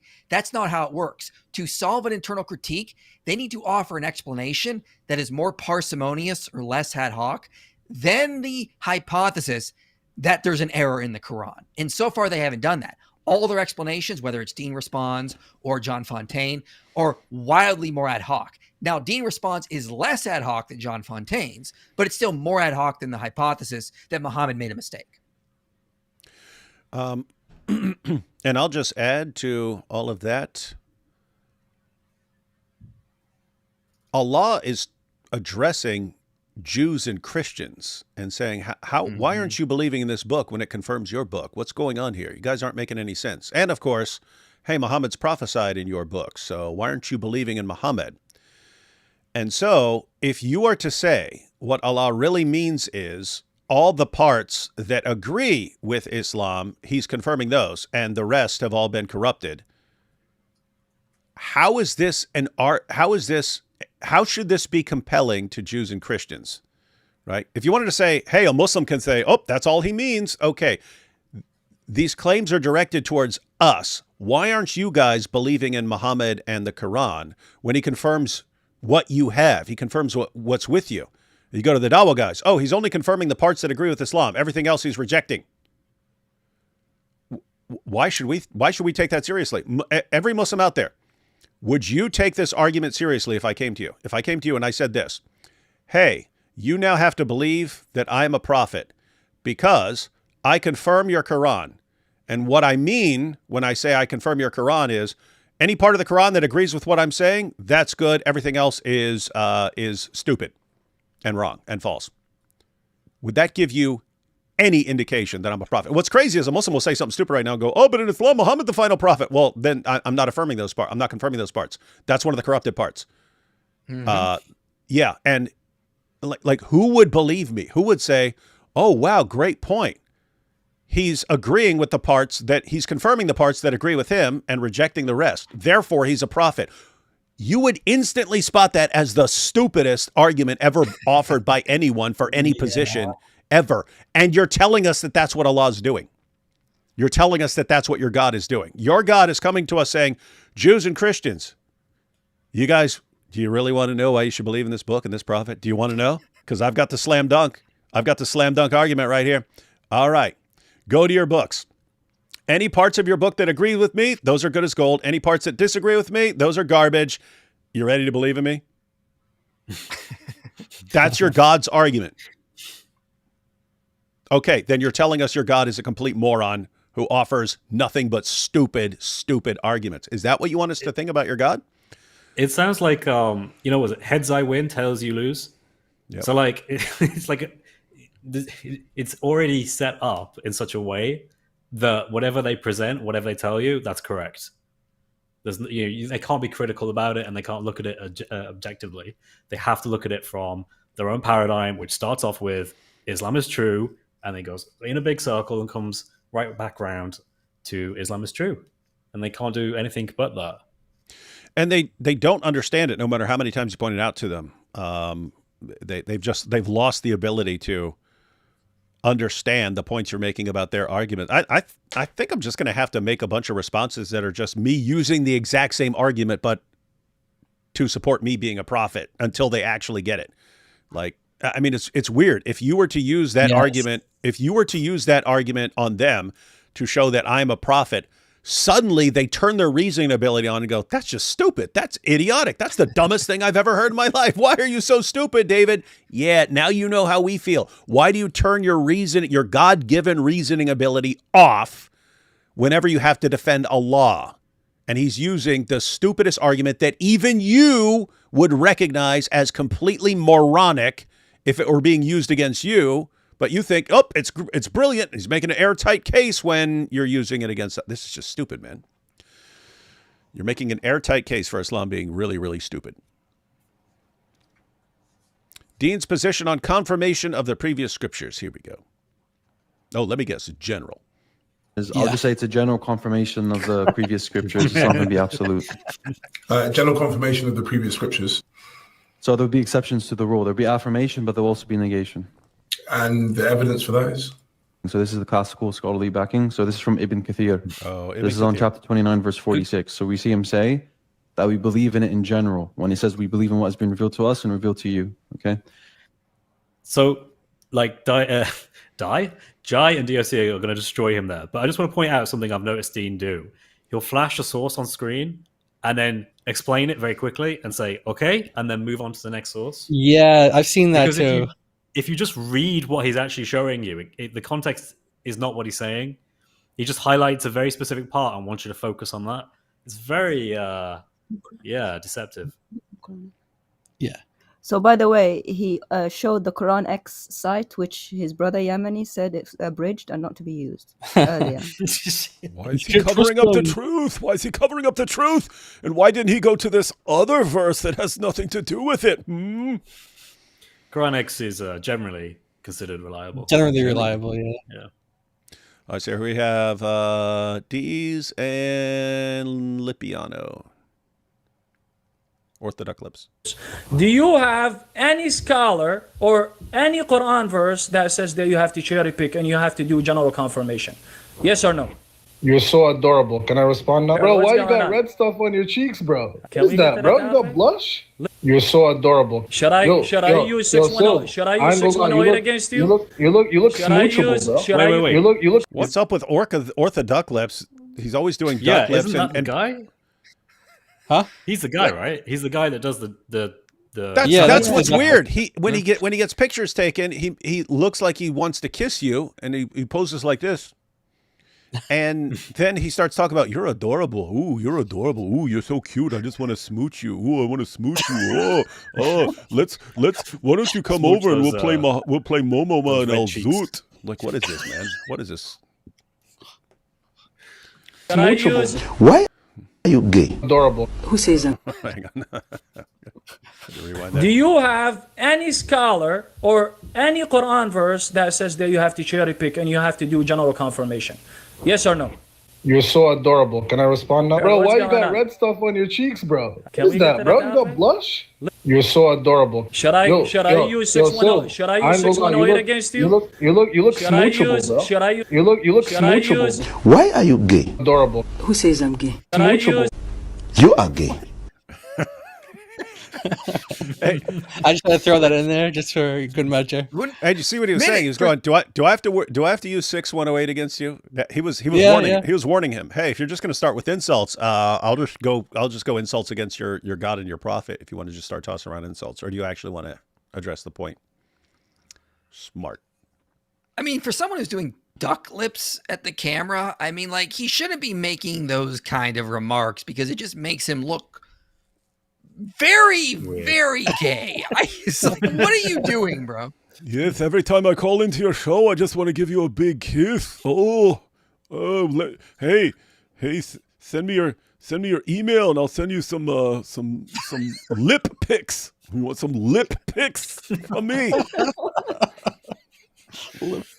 What is Dawa, man? Oh boy. Back to his position. It gave me a mufassir that says that you have to do is general confirmation. Do you have any? Yeah. Surah chapter 5 verse 44, Ibn Kathir's commentary says we do a mujmal tasdeeq, which means a general confirmation. Okay. So, yeah. That phrase mujmal tasdeeq doesn't appear anywhere because it's not grammatically correct or Arabic in Arabic linguistics is not correct. Yeah, so in Arabic, just like Hebrew, many other languages, you have like you put the adjective before the noun. Yeah, so right? when you want to say nice day, you don't start with nice. You say day first. So then nice. Yeah, so in English you say general confirmation, and so in his mind, he's another guy, I guess, but he didn't claim to be like the expert in Arabic, but we're just letting him know that you don't put the adjective before the noun. In Arabic, you put it afterwards. So he made a basic mistake there. But he also attributed it to Ibn Kathir, which they are getting something from Ibn Kathir, but not that. And he said it was chapter 5, verse 44. So I can show it on the screen, actually. I'll show it on the screen. I'll show you exactly where they're getting this from and how to respond to this. So, okay. So we highlighted here. This is the word that this is the phrase here that they're understanding. Like Dean said, it means, what do you say? In general, we believe in it in general. Libiano said we believe in a general confirmation. Okay, it doesn't actually say that. Iman and mujmalan means a general belief. A general belief. So this is the whole context of it. Yep. So chapter 29, verse 46.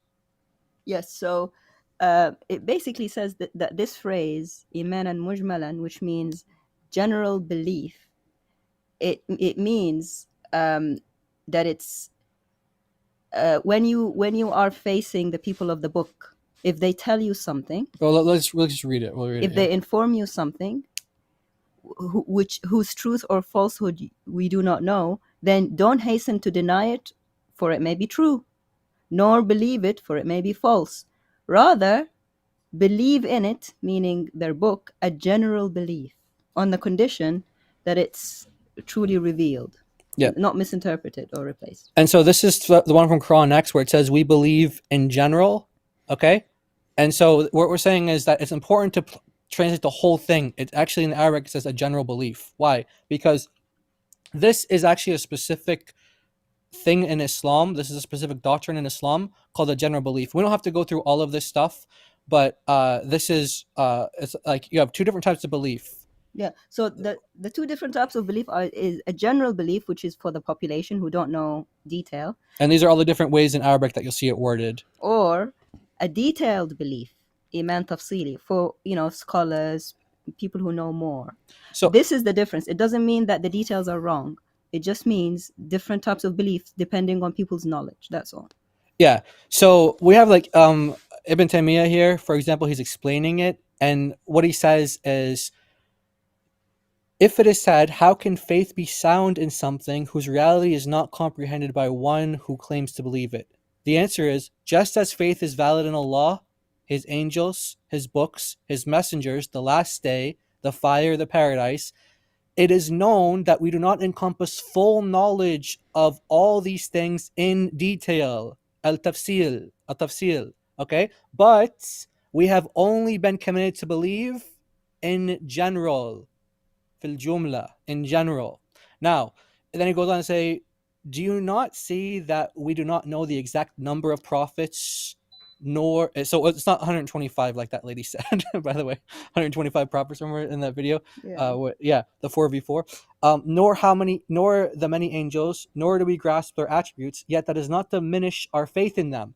So he goes on, and he says, I say that there is no doubt that one must believe in everything that the messenger has informed us of and affirm whatever he reported, even if a person does not understand the Arabic he spoke or grasp any part of its meaning. You hear that, Yemenite? Let alone the Arab. So even if you're Arab, but you don't understand, it doesn't. He's saying, even if you don't understand the Arabic, it it's like it doesn't matter as long as you believe in it generally. So then it says, so this is the thing here, because this is the same phrase that, by the way, Ibn Taymiyyah is the teacher of Ibn Kathir. So when Ibn Kathir makes reference to a general faith, I should have kept it as general belief here, but just so you can see the consistency, but it's literally the same thing. Al-Iman al-Mushmil, it's the same exact thing, just this is using the definite article. And he's saying that this is a general belief. It's not a requirement to know the meaning of everything he has reported. And then he says that there's no doubt about this. And it goes on, and watch this now. So anyone who finds a verse of the Quran that's unclear and does not know its meaning must still believe in it. So general doesn't mean you like get to pick and choose, like, oh yeah, most things are correct, and then some things you get to not believe. Again, this is a doctrine in Islam. These words are not just like random words. They have a reference point. It's like if you're reading a Christian commentary or Christian book on theology, and it makes reference to natural theology or general revelation. You don't need to like Google what does general mean and what does revelation mean. General revelation, this is a specific doctrine in Christianity. So just like here, this general belief, al-Iman al-Mushmal, it's a doctrine in Islam, and so he says that, and does not know its meaning, must still believe in it and entrust the knowledge to Allah and say Allah knows best. That's why Muslims always say Allah knows best. This is agreed upon by both the early generations and later companions. Now, so that's Ibn Taymiyyah. Now we have Ibn Baz. Now watch what he says. So he says the same thing, and he applies it to all the books of Allah, including the Quran. So you can't use that just for the Bible, which means it's not about corruption. Here he says, in the matter of the divine books, plural, the category is one. The believer has faith in them in general. This ijmal, and this word again, general, that they love. We believe in them in general. And then he lists these books, the Torah, the Gospel. Well, just I wanted to show the contrast, because the contrast with general is always detailed. Yeah. Right? The contrast with general is always detailed. So as for the details, so notice you have general, then you have details. Yeah, as for the details and contents, that knowledge belongs to Allah. Among them are those whose names have been made to us, meaning the books, such as the Torah, the Gospel, the Psalms, the scrolls of Moses and Abraham, and the great book, the Quran. We believe in these books that have been named for us. So these books, you apply to them, including the Quran, this general belief. And don't worry too much about the detail, they're saying, because you can't really fully know the detail. That's what it's saying here. So this is just to show like that they don't know what, again, I'm putting Ibn Kathir up here. They don't know what Ibn Kathir is referring to when he says believe in general or have a general belief. They think that it means, oh, you accept most things, but you affirm most things, and then some things can be negated. That's not what it means in Islam. To have a general belief is contrast with having a detailed belief. So you believe in general, which look at the context. The context is, if you don't trust the people of the book. So if you don't trust people of the book, they inform you about something. You can't say it's true because you might say something false is true, and you can't say it's false because you might say something true is false. So you have to just have a general belief that we believe in it on the condition it's been revealed. It hasn't been replaced like it's not another book, and it hasn't been misinterpreted. We believe. It doesn't mean you get to pick and choose. So yeah, so that's basically what the term that they keep using. They basically twist it. They probably don't know what it means, but they basically saying it means, oh, you can disregard the detail. No, it doesn't.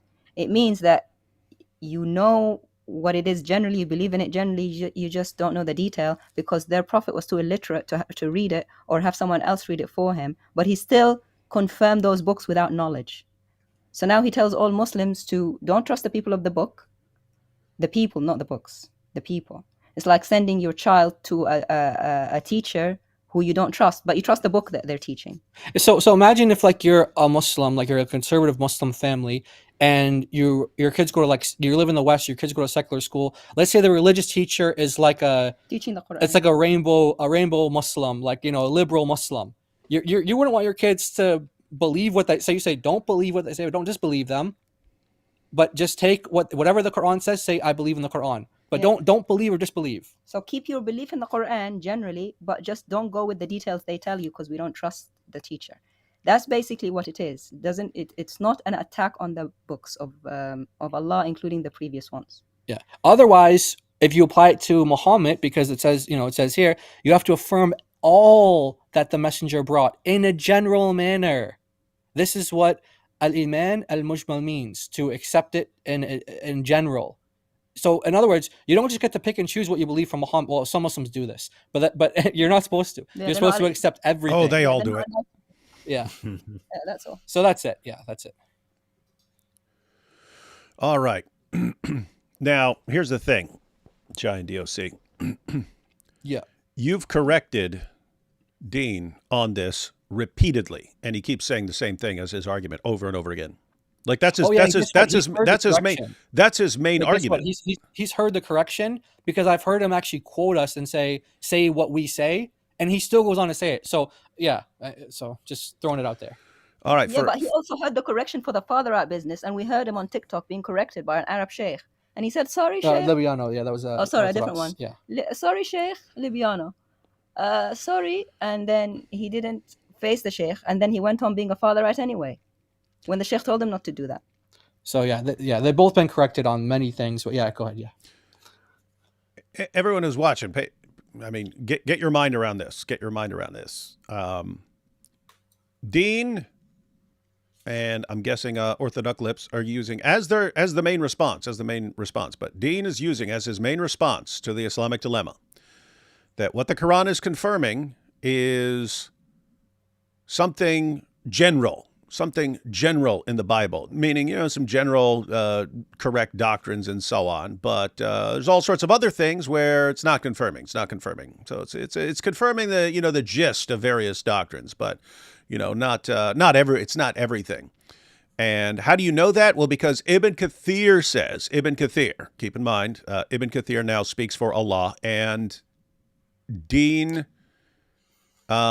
takes the words of Ibn Kathir as the words of Allah, right? Which he'd be condemned by Surah 2, verse 79. You're taking something else and saying, this is the word of Allah, right? So anyway, he's doing that. Jai and DOC point out, dude, if you're quoting Ibn Kathir and what he means by this general belief, that's not what he means at all. It can't possibly be what he means. The general belief is distinguished from a detailed belief, where if you don't know the details, you just say, I believe in it in general. I believe in that in general. I don't know what it means. I don't know all the details. I don't have enough knowledge and stuff like that, but I believe in it in general. Then you'll have like an expert who knows all the details and stuff. Guess what? They believe in what they're talking about the same. It's just one has way more knowledge about what he's talking about. They believe in the exact same thing. One just has a more detailed knowledge. That's how it's actually used in Islam, if I'm following this correctly. And yes. Dean is completely misrepresenting the doctrine. He's completely misrepresenting Ibn Kathir. And this is his main response to the Islamic Dilemma. And you can't say he's ignorant on this, because they've pointed this out to him before.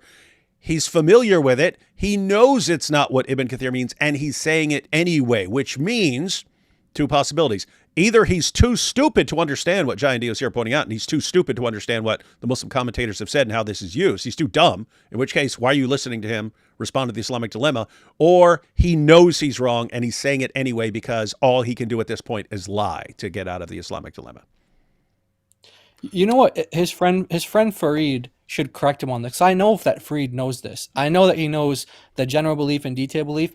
He should correct him on this, really. He should be getting this correction from Muslims, but you guys know Muslims don't do that to each other. Correct. They don't self-correct. And so, yeah, this is exactly I don't know, because Fareed self-corrected our good Sheikh Yasser Qadi. Oh yeah, he did. Oh yeah, so I think what you mean is they won't self-correct if it's someone they like. If it's someone they hate, then they'll gladly. Yeah.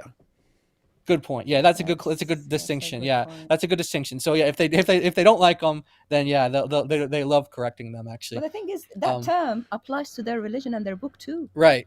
That's what these scholars saying. That applies to all the books of Allah. Yeah. So if you're gonna say it means corruption, then you got a problem because it applies to the Quran. Yeah, Yeah, like Ibn Taymiyyah said. this Yeah, is so the word that John the Baptist uses of in the Quran. Yahya, John the Baptist, he says that he's the confirmer of Jesus. It doesn't mean he's like a general confirmer, right? It doesn't mean like he's only John the Baptist just generally confirms Jesus. No, he confirms. He's affirming everything about him. And so that's the same word that the Quran uses over and over and over, like a beating drum, that it's confirming the Bible, confirming the Bible, confirming the Bible. There's no such thing as general. That's why when King Silv, that was the guy who was debating with Libiano, Orthodox Muslim, he was saying, do you have any scholarly backing? And once you get that out, that they have no scholarly backing, the question is, okay, where are you getting this from? If none of your scholars are saying it, where are you getting it from? And so you strip that away from them, because they're supposed to be Sunni Muslims, right? They're supposed to be Sunni Muslims. They're supposed to be following the scholars and following the consensus of the Muslims. They could just be making up doctrines and making up things. Can we say that these guys are basically just world-class innovators who, according to their own religion, are going to hell? Yeah. Yeah. Oh, yeah. Now, this is why it's so controversial, their position, because this is massive bidder. This is them literally saying, hey, guys, all of the scholars from the past got this wrong. They didn't have a clue what they were doing. Sorry. But fortunately, Dean Responds and Orthodox over here have figured out the truth. We finally got there. We have the Haq. We've got the Haq and the Hikmah. And it's and if you spend $10 a month, you get access to my Discord channel where you can find out all what this is. And I was gonna join, Chris. I thought it was yours. No. I would isn't it funny that it was only like so long ago that Orthodox Muslim actually went along the Central Dawa and was like, "Is your knowledge worth $20 a month? I know mine isn't." Yeah, and now he's going around like teaching like Muslims. Yeah, he admitted his knowledge wasn't worth $20 a month. Yeah, he's like, "Is your knowledge worth that? Because mine isn't." And we agree, it isn't. So, this is one of the main responses that I see. I've seen lots of Muslims using this just general. And guys, it's completely wrong. It's innovation. It's made up. Yeah. Even if it was, I'm sorry, that's still a problem. Because what does the Bible generally teach? Especially if you go to the New Testament. All the Gospels, all the epistles are just focusing on what Jesus did, how he conquered death, he atoned for sins, he resurrected. This is the central general theme of the New Testament. And it completely contradicts Islam. I challenged Dean, like in one of my few conversations with him. I challenged him. I said, look, if you really believe this, read the 4 Gospels and find every single verse that you think is actually compatible with an Islamic teaching and every verse that isn't, and tell me that you still think you can confidently say you affirm this generally. And he was like, yeah, I totally do this. But suspiciously, he's never published it or mentioned anything about it. And I think it's because he knows, just as well as I do, that once you do this, there is no way you can say you generally affirm that. There are too many instances, Jesus calling his God Father, Jesus like the incarnation, the baptism, the crucifixion. Like there's too many things that are problematic. Even his like parables and miracles are problematic. So he has nowhere to go. He's just bluffing. Yeah, I would. So a parallel would be, I believe in many statements that are contained in the Quran. I believe there are many statements in the Quran that are true statements. I would never in a trillion years say I affirm the Quran in general, not even in his sense, So let alone as in what it actually means, like in Islam, to say that you affirm, you have the general belief. So this is just a disaster. It's, hey, we'll point this out and they'll say in order to avoid that, they'll go with this, but that doesn't work and they're just making things up, and we point, and then in order to reconcile that, then they have to go to this other made up thing. This is just weird. It's like, you got Build-A-Bear, or you've got like Build an Injil, where they just try to grab parts of it and build their own unique Injil that works for them, completely arbitrary. But I've tried to point out to Dean that like, you don't understand English. Like, this is not what the word general means. And Than, IP on your channel, he pointed out, it's more in line with specific. You specifically confirm these very few statements that you think are compatible with Islam, while you reject the majority of other statements. So that is in no sense a general confirmation. But he doesn't understand he's not using language correctly. So yeah, this would be an even if but in fact issue. Yeah. Even if we go with your definition of general belief, the Islamic dilemma succeeds and you fall apart. But in fact, that's not even what your sources mean by in general. So you're either ignorant or you're lying. This is Dawah, guys. And by the way, after he showed that to Joshua Shajwadi, he was like, just for the Muslims' sake, to show them this is the classical backing, because I don't want them to think I'm making something up. So for the Muslims' sake, because Joshua was like, I mean, that's not really a good source for me. Like, can you show me? And he's like, well, it's for the Muslims. It's for just so the Muslims know I'm not making something up. So so he really thinks that the Ibn Kathir is saying, well, I don't know if he really thinks that because he's been corrected on it. He knows what Ibn Kathir is saying. So he's lying to the Muslims, essentially saying, guys, this is what Ibn Kathir means when he says in general, based on this English translation that misses out the word belief. And that adds a lot of context. Because you can just go on Google and type in general belief versus specific belief in Islam. And you're going to get like Islam Web, Islam Q&A. They're going to detail what those mean to you, or what those mean for you. He is saying like, oh no, because he says in general, that just means like you guys are saying what it means. But you know how I know he's deceptive on purpose? Because Ibn Kathir says general belief. Belief is done by the humans. He changed it to general confirmation, which he's saying that Allah is the one who is doing it. That's how I know he's deceiving them. He's saying, look, no, Allah, when he says that I confirm, it doesn't mean everything. Really bad. So this guy's lying and selling the signs of Allah for a small price. That's right. Very small price. Mm-hmm. As we've said, we pointed out, guys, everything the Quran accuses Jews and Christians of doing with our scriptures that makes us unbelievers destined for hell, it's exactly what you see from your Dawah guys with the Quran. They do find me something, everyone, find me something, find some criticism of Jews and Christians and what we do with our book in the Quran. So you go to the Quran, it says Jews and Christians are doing this. They distort the scriptures. It says we're doing all these things. Find one of those criticisms that you do not see from all these Dawah guys. They're doing all of it. It's like they took the Quran. Hey, here's what Jews and Christians do with their scriptures. Let's do it too. Aren't we good Muslims? No, you're going to hell according to your religion. All right, here's the video. Your hypothesis is that the Quran confirms the places that it agrees and disconfirms and corrects the places from an Islamic perspective. Stop putting in the word general when that's not what you mean. That is because let me. No, let me man, just like I'm getting frustrated because just man up. What's your theory? It's got a frustrated Than. You don't want to mess with a frustrated Than. What's so fallacious? I really like Than. Yeah, we really like Than. I like Than's his discussion in there. It was great. I mean, of course, IP years as well, but he's not here, so I gotta say he did a really good job. Yeah, both really good. Oh yeah, and David, he's coming out with a video on the Bayesian Islamic Dilemma. He's got it all almost done. We're gonna release that next week. If you want to look that over, it's pretty good.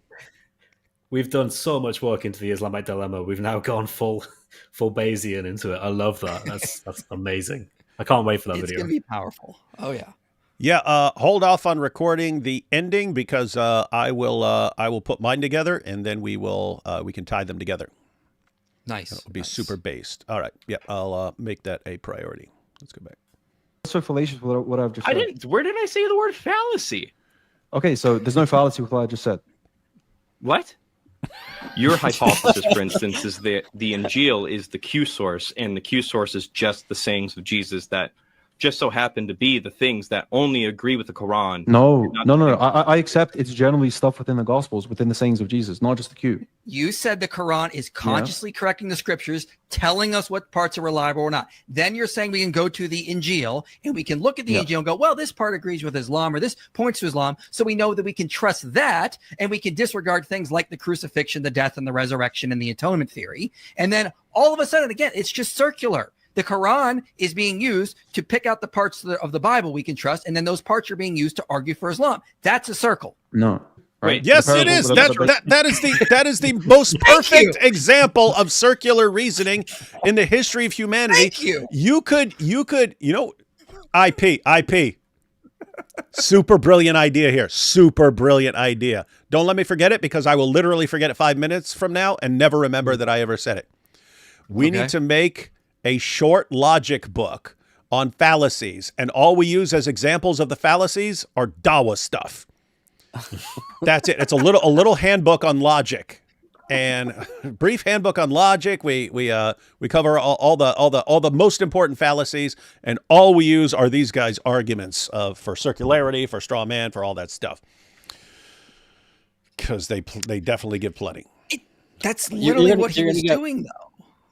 You're gonna get poisoning the well too pretty soon.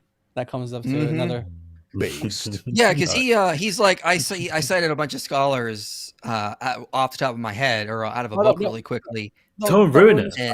Don't ruin it. No, but anyway, back to the thing. Like that's what he's doing. He's saying like, because he tried to argue that you can use Matthew 22 and other places to actually argue for Islam because he thinks they predict Muhammad.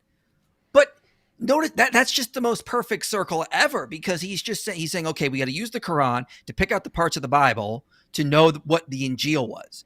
And then we use that Injil to argue for Islam. It's such a circle. It's pretty terrible.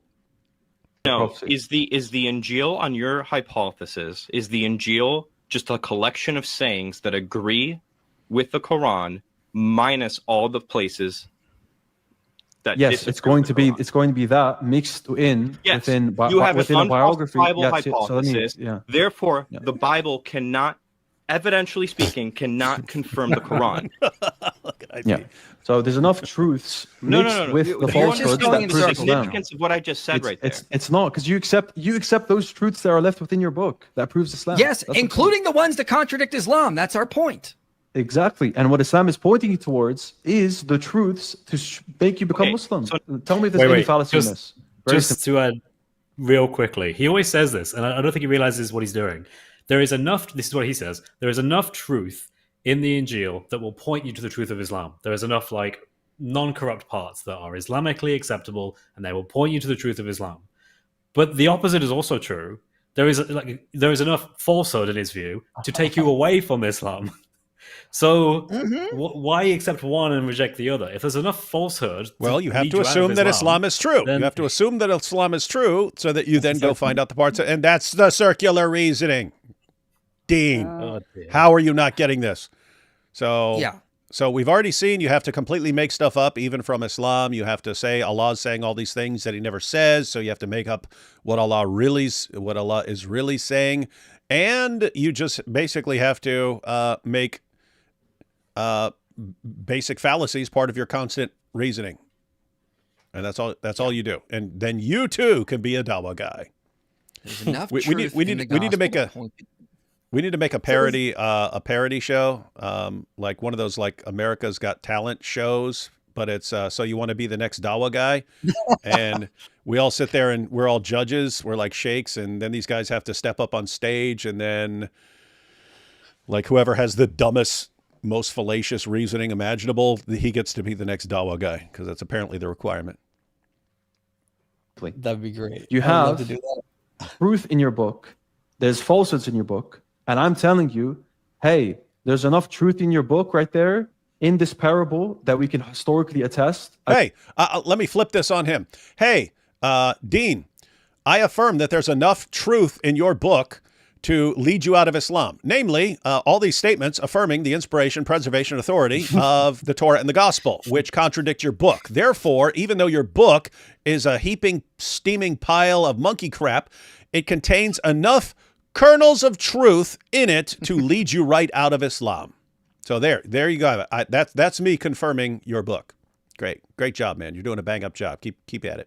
Being most likely given to Jesus, that proves Islam. What's fallacious about that? Like the crucifixion of Jesus. Okay, but what's fallacious in what I just said? Can you answer? Because that's not what your argument reduces down That's to. exactly what I'm arguing from the very beginning. No, it's Dean, not. What's fallacious? What you said within the logical possibility space of what you said allows for the logical possibility. He's talking about logical possibility space. To Dean responds, "Come on, stop." That's a form of abuse. Fan. Dean keeps saying there is some. He keeps saying, what was it? Fallacies, right? He's like, is this a fallacy? No, sometimes it's just wrong. Yeah. Like, I hate it when people do this. They think that everything is either fallacious or not, and that's another way of saying true or false. I'm like, no, that's not quite what we're doing here. You can make an argument that something is wrong, even though what they said isn't fallacious. It's just really dumb and really wrong. You know? No, and that's basic. I mean, that's stuff you learn on day one of logic class, right? Logic is, basically, do these statements lead to something else? Are they connected in such a way that you can infer something else from them? But you have valid logic. That means the conclusion actually follows from the premises. But then you have whether what you're saying is even true or not. And so you've got, if an argument is built on true premises and valid logic, you say it's a sound argument. So a sound argument is one that starts with true premises and has valid logic. You can start with false premises and have valid logic and get to a completely ridiculous conclusion. Not because there's a problem in the logic, but because you're starting off with false premises and so on. Likewise, you can start with true statements and have invalid logic and have a crap argument as well. And these guys are just all over the place. It's let me take a bunch of completely false statements and use a bunch of logical fallacies, and this is what we have to do to get to the conclusion that we've decided we want to get to ahead of time. Should be embarrassing. I mean, just realize what Dean is saying here, everybody. Like, he's saying that when the Quran says it confirms our scriptures, according to him, the Quran is saying there's enough truth in your books to point you to Islam. But I mean, that's just such a circle, because there's so much that contradicts the Quran in our book. So we have to use the Quran to pick out the parts of the Bible, and then we Christians are supposed to use those parts to believe in Islam. Like, that's a circle. You're using the Quran to read the Bible, and then you use the Bible to prove Islam. Absurdly circular reasoning. That is fallacious. It's extremely fallacious. But anyone can do that. Yeah. I can say I'm a prophetess, book of DOC. It confirms enough of what's in everybody's book, but whatever contradicts with me is not correct. Well, also, let's actually run this on them with a real example. Let's use the Ahmadis. Guys, there's enough proof in the Quran to point you to Mirza Ghulam Ahmad, okay? And we use the writings of Mirza Ghulam Ahmad to read and understand the Quran properly, and then you use the Quran to believe in Mirza Ghulam Ahmad. How many Sunnis are going to convert to the Ahmadi faith now? 0. How many? 0. Exactly. No. Yep. They will I told you, that's when their reasoning ability will turn on suddenly, and they will recognize that is extremely stupid reasoning. But then as soon as they start defending their own position, they'll immediately use the same stupid reasoning that they would recognize as insanely stupid if anyone else used it. That's what Dawa does to your brain, guys. It's what Dawa does. That could, in theory, disprove or be incongruent with the Quran. Your theory does not allow that, because by definition, anything that disagrees with the Quran is being corrected by the Quran. Yes, exactly. Yeah, but the point is, yeah, exactly. Yes, actually, guys, you got it. Hang on. Yeah, guys, it's easy to miss what Than just pointed out. So the Quran is, here's how you know the Quran is true. How? By pointing to your book. And he's pointing out, but there's tons of things in there that would disconfirm the Quran.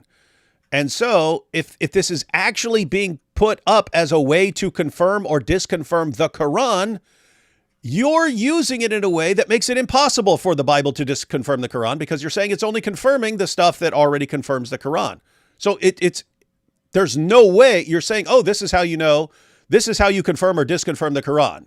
And he's saying you've just made it impossible. You've only made it so that it can confirm, just by definition, and you're making this stuff up.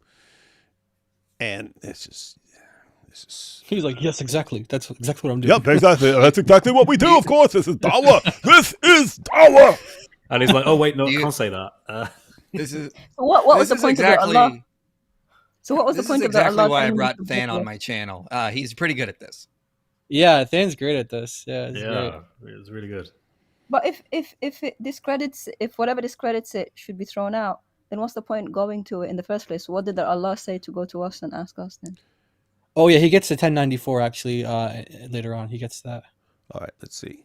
That there's nothing historically verifiable that I agree with you on that will be a historical testament to Jesus, a saying that contradicts Islam. I don't believe there's anything. You added a qualifier there. You added I don't believe there's verifiable. Yeah, you added that qualifier, but that's not what the Quran is saying. It doesn't say we're confirming what's historically verifiable. It's confirming what is true. That's the point. Okay, but then but it's also correcting things, right? Yes.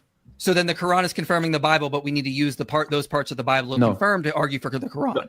Yes. That's exactly what it's saying. Yeah. That's exactly yes. No. Oh, yes, it is. is. Hold on. If I'm no. How is yes, that? I mean, just imagine. Poor IP. Yeah, IP. You could be like this. Okay, so what you're saying is, in order to know that Islam is true, we first need to assume that Islam is true. Just take it for granted that Islam is true, and therefore it's only confirming the parts that agree with Islam. And then we're supposed to use those parts that agree with Islam to then conclude that it's true, which is exactly what we had to assume from the beginning. That's what you're saying, right? Yeah, that's exactly what I'm saying. It's brilliant. It's brilliant. Don't call it fallacious. Don't call it fallacious. Don't say I'm fallacious here. Jai, you got to upload these videos to your channel. Like these need to be independent ones. You got to do the first one and then do this one as well. Yeah. Okay. We could do that. We will. We will. So if you already assume Quran is true, why do you have to measure it against anything?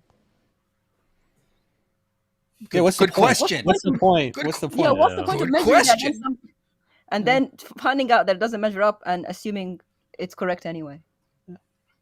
It's like choosing a yardstick and then rebelling against the yardstick when it doesn't. Yeah, just imagine if you'd had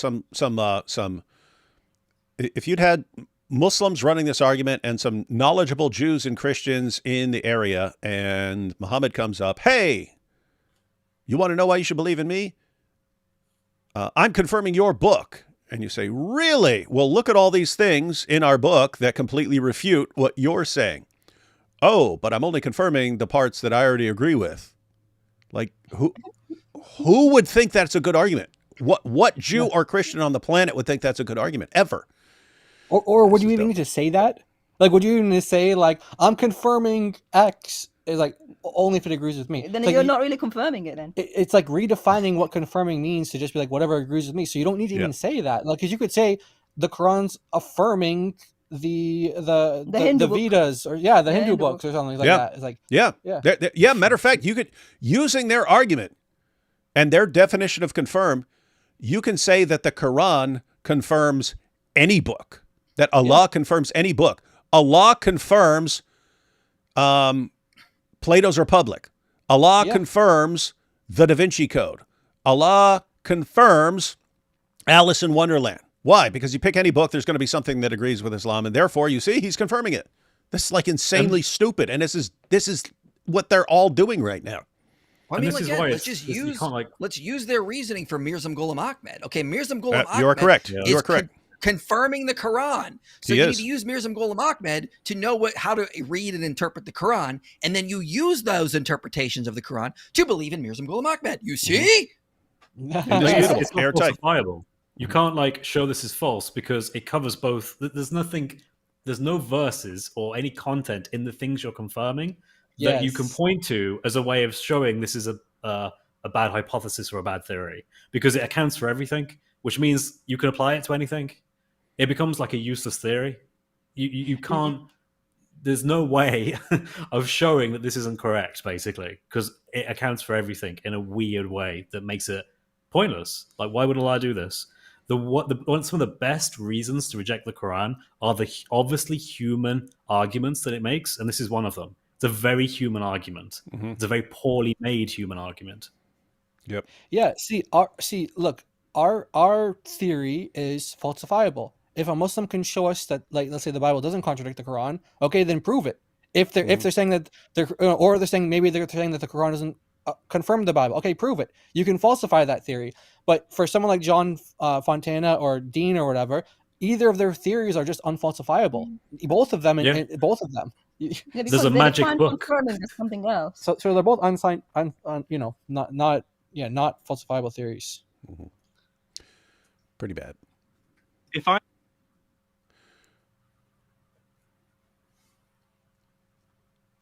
So one very clear example where it would disagree with Islam is when he mentions his crucifixion and resurrection. Right. Our historical clear. You got one verse. Oh my goodness. Historical scholars far, he's in found general one. agreement that he prophesied his death and resurrection. The overwhelming consensus of scholars is that Jesus did predict his death. At his death and resurrection, he predicted both. Yeah. Mm-hmm. Okay. Now that I don't agree with. What? Real quick, Dean said historic scholars. When he asked the question, he said, "Do the overwhelming talk about historic scholars?" Like, David, when you hear historic scholars, are you just thinking of scholars today? No. Yeah, you're thinking of historical figures. So in my brain, I'm going, historical scholars? Oh, yeah, I'm John Chrysostom, Martin Luther, John Calvin. I mean, every freaking pope. I mean, like, so yeah, I was thinking, yeah, the overwhelming consensus would confirm that. Now, if he would have said critical scholars, I'd have been like, well, I don't know about that. But he said historic scholars. And then later he tried to get mad about that. And I was like, I got to call him out on X. And then we kind of like got past it and made up. But I mean, I was like, don't be saying historic scholars and then switch it to critical scholars. Wouldn't you have critical scholars who agree with that? I mean, I Some recall back in the day there was pointed out like it's in so many places, and it's in different books of the Bible, but also in completely different genres. You'll have Jesus just saying it, but then you'll have it like in a parable, like multiple parables and stuff like that, where he's the one who's going to die and so on. So it's all over the place so much. So like what you'll get, if what I looked up more since my conversation, you get a lot of critical scholars, that is, will say Jesus probably saw a few days before when he was in Jerusalem that he was going to die. And so he started talking about it. And then that got expanded out to be like, he's predicting it, years before. So that's what Bart Ehrman tries to argue, is that he argues Jesus saw that he was going to be arrested soon. So he started saying bad things are about to happen. And then that was extrapolated from. Yeah, and that's why you'll even have like some atheists and agnostics who grant that Jesus made the predictions, because they think you don't have to have miraculous knowledge to be like, hey, I'm ticking off a lot of people. I'm ticking off the Jewish leaders and the Romans, and I'm heading up to Jerusalem. Yeah, pretty much. Yeah.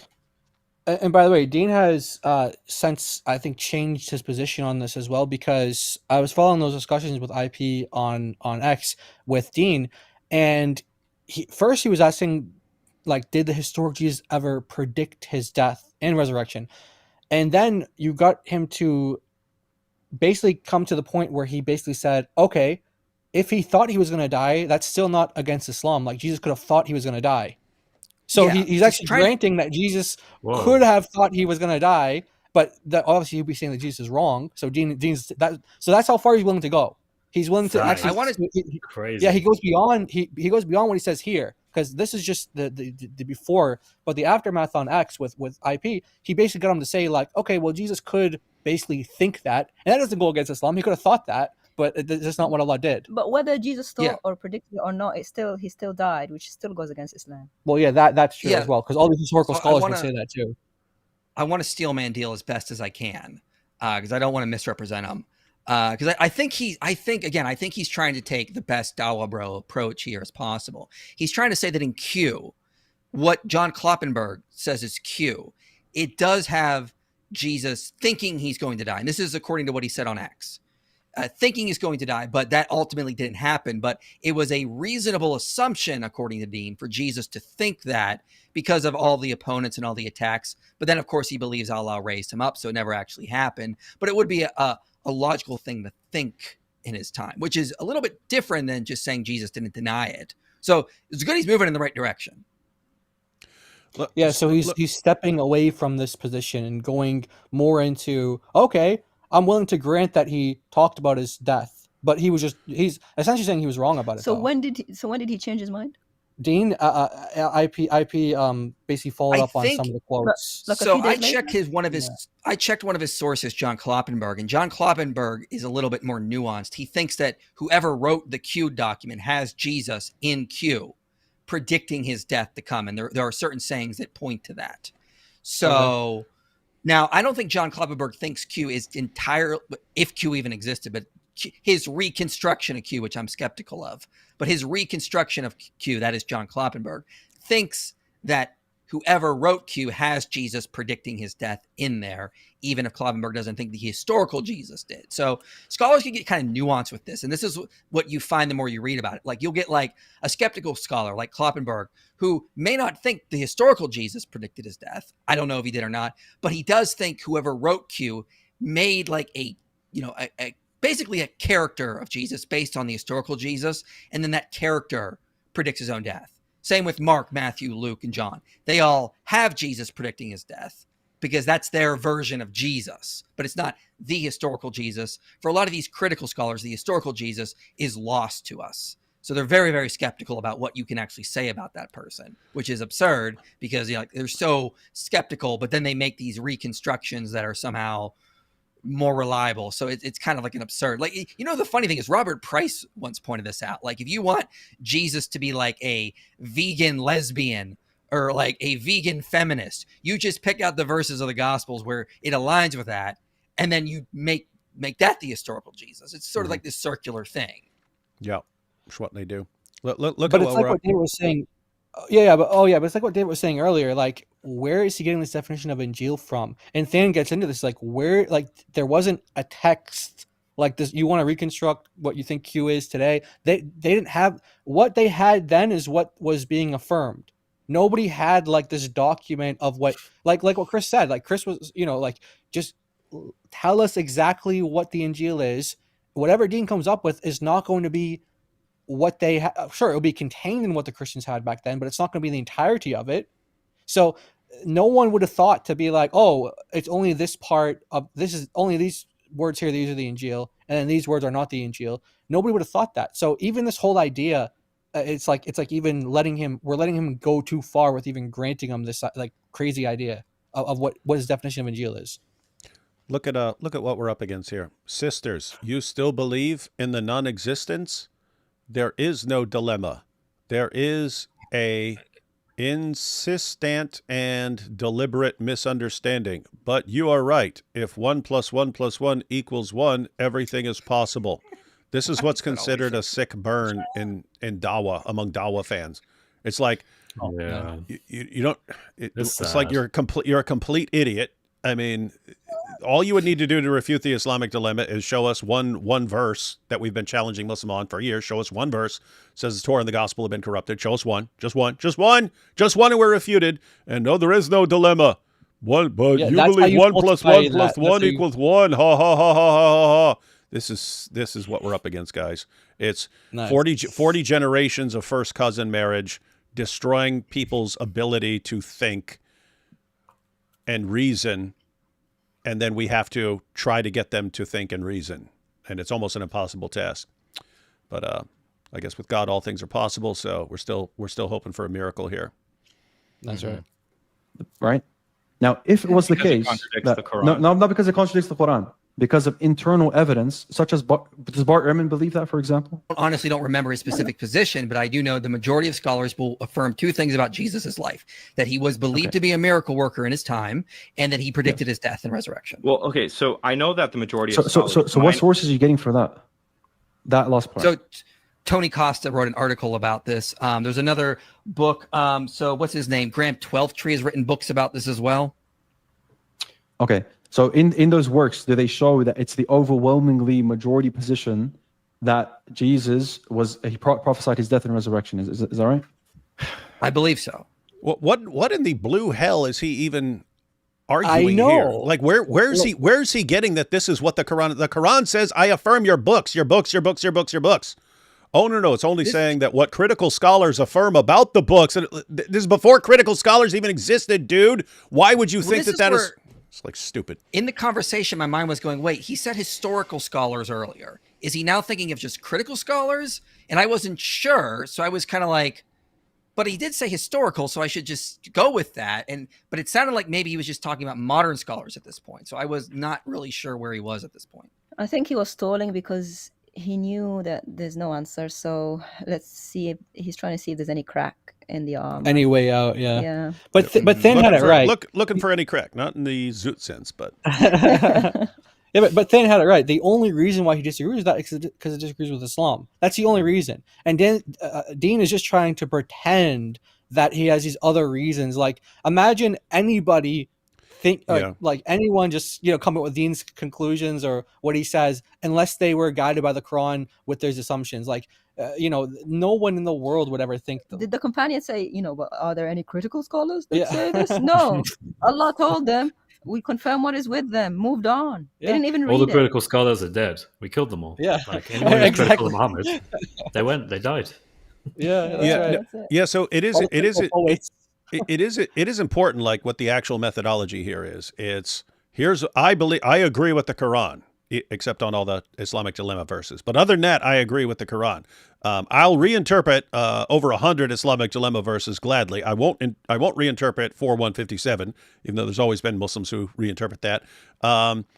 But yeah, I just agree with the Quran, and so I'm stuck with this dilemma. So I'm going to say that, okay, the Quran is affirming their book, therefore I'm just going to say it's general, and then we have to do all this, and then you keep narrowing that, you keep pinning them down, going, okay, is this what it's confirming? It's confirming in general? Well, okay, there's a bunch of stuff in there that's wrong. It's confirming the red letters. Okay, well, we can run the Islamic Dilemma just with the red letters. Well, now all the red letters, because some of those have been correct. Just the Q. Okay, well, we can run it just from Q. Well, just the stuff that critical scholars would affirm. What the heck are you doing, man? Yeah, seriously. This is what Allah means. This is what Allah wanted us to do. Wanted us to do when He says, "I'm affirming your book." And by the way, that's also funny because that means like no Muslim up until critical scholars could ever know what the Injil is. All right, no Muslim could ever know what it is until Dean came along and he started because that's what he's actually saying. Like it is. This is yeah. And keep in mind, he can't defend any of this. He can't show us where Allah says this is what He means by any of this. So not only are these the guys that are coming up, like 14 centuries of Muslims had no clue what Allah was saying. And you can see this from the commentaries. They're all over the place on what Allah means in these verses. Suddenly you get down to the 21st century. Dean figures out what Allah has really meant all along, but he can't show us Allah saying any of this stuff. So it's almost like he thinks he's a prophet or something like that, right? Like he came to, what's going on there? Yeah, he came to clarify. He came to clarify what Allah means, and we have to accept it, even though He can't show us that this is what Allah is saying. Which he has to be a prophet. He has to be. Otherwise, he's just making stuff up. He's going to Q and critical scholars and everything, and Allah saying, if you take some of the verses, some of parts, and leave other parts, you're going to hell. So we can't do that. Yep.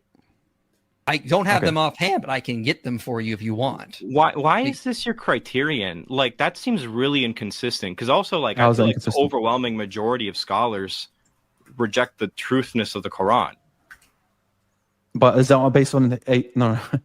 Do the overwhelming majority of scholars, based on the historical evidence that they have, reject the Quran?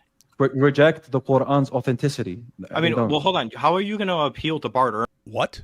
Yes. Yeah. What is he talking about? 100% of historical Jesus scholars would reject the Quran as a source of reliable information about Jesus. And no, they don't. Well, it's from God. It's got to be right. No one does that. No one. So yes, 100% of critical scholars would reject at least a bunch of the Quran. They might take it. They might say you can get to certain things that are true in the Quran that are about Muhammad and things that are going along at during his time and so on. But they basically be doing exactly what you're doing with the Bible. They would point out things that they agree with and point out things they disagree with. So if you're using critical scholars as an authority, Islam just went bye-bye. So is that what you want to do? He seems to think that, well, he seems not to be aware that anyone who isn't already a part of a religion cannot really, by definition, accept that the Quran, for example, is true, because otherwise they would be a Muslim. It's kind of like, well, yeah, anyone who studies Islam but is not yet a Muslim, by definition, they don't accept it's the word of God. Because if they did, they would be a Muslim. It's kind of weird way of thinking. It's extremely weird, and it's totally hypocritical, right? It's okay. We want to. Well, yeah, we're going to talk about the Bible. We have to go to critical scholars and see all this firmly. Okay, is that the method you want to apply to the Quran? No, of course not. Yeah, They but never would. and the fact that he thinks that scholars are like critical scholars of the Quran are not like they don't agree with how he views the Quran. Like if you show my screen real quick, I'll just throw a couple examples of this and just show like what critical scholars or Muslim, Islamic scholars have to say about just one particular text in the Quran. So here's a quote from Nikolai Sinai, the Quran. It says, "It is probable that chapter 19, verses 34 to 40, which have been identified as a later interpolation before." Okay, so and they were added to the preceding narrative, et cetera, as a postscript to provide and blah blah blah. So the point is, you keep going down. I've met multiple scholars here. Another one.